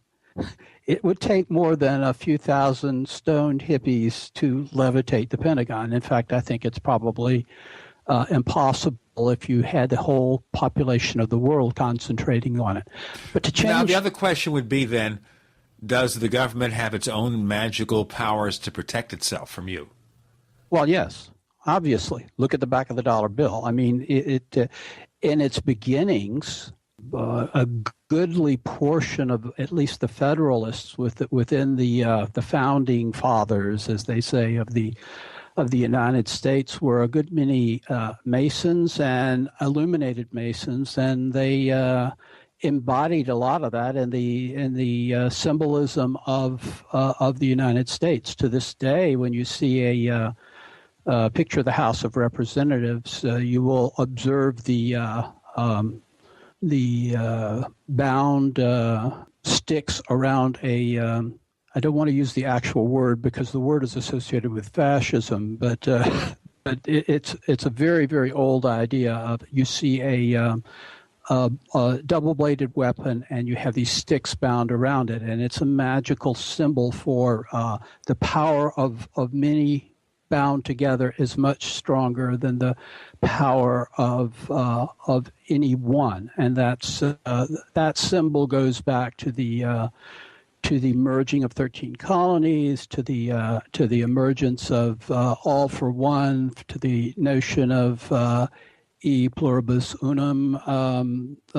These ideas are basically ideas out of the late 18th century radical Freemasonry that had a much more radical expression in the French Revolution, but which nevertheless profoundly influenced the founding of the United States, and elements of that continue to be there. But even if there was no intention to do that, time itself, being an institution, having a specific flag and a specific pledge of allegiance and a specific national anthem, all of these combine to create an egregore, a composite power, which is very strong. And the longer it lasts and the deeper it is, the more difficult it is to do anything by any solitary person or even combination of persons to change that overall thing. The trick would be, if one were so inclined,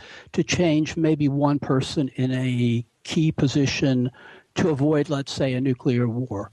That would be a more doable thing than to change the will of the Congress to, do something about this fiscal cliff thing. We don't even want to get into that because that's going to be a story that's going to exist, I think, till after the first of the year. And I am making that prediction without any ability at magic. Yes, well, you actually do have more magic than you realize.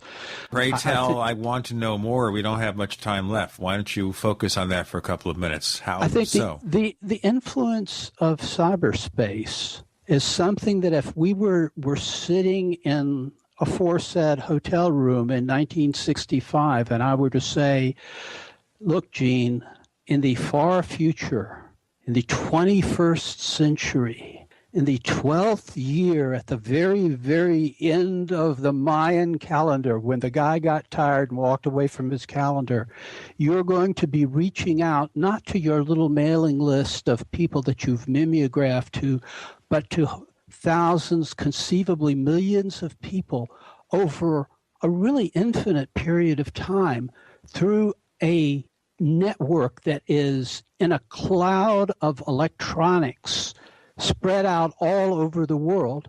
You would have thought me a little more daft than I actually am. But of course, when it comes to daft, I think you're one of the saner people out there, actually.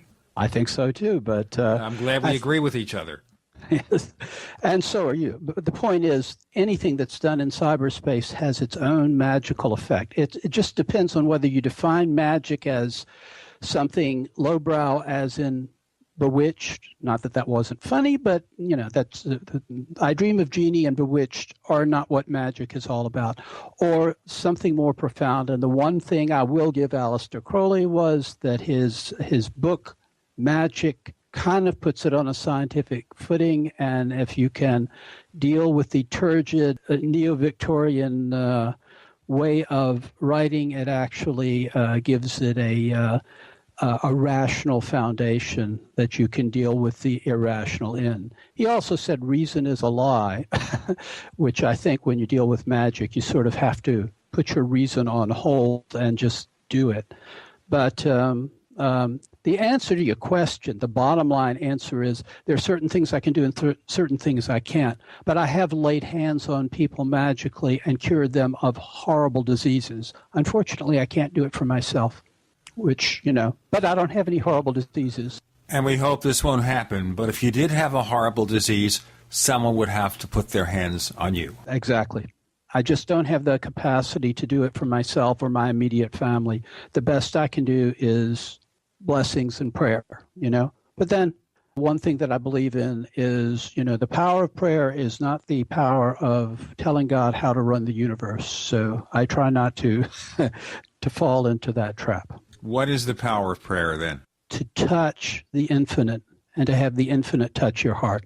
Alan, my friend, please tell our listeners where they can find more of the things that you write about. Well, my current book, the name of which will fool you if you're not careful, is Christ and the Master Therion, and you can get that at the usual places. And do support the Amazon workers who are trying to get better working conditions. I will editorially say that, but Amazon does carry both the Kindle and trade paperback edition of that, and I would appreciate people trying it out. It's something totally different from me and totally different from what it seems to be from the title. And if you want to get in touch with me or anything about me, the best way to do it is to Google my name. It's spelled ALLENGREENFIELD.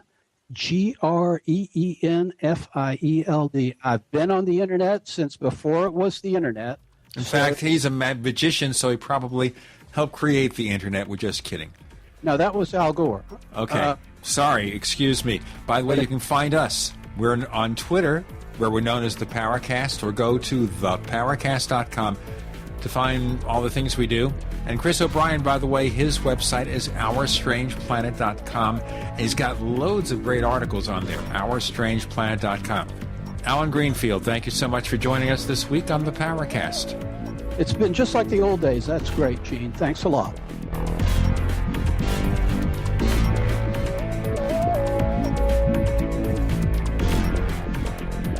The Paracast, featuring Gene Steinberg and Christopher O'Brien, is a copyrighted presentation of Making the Impossible, Incorporated.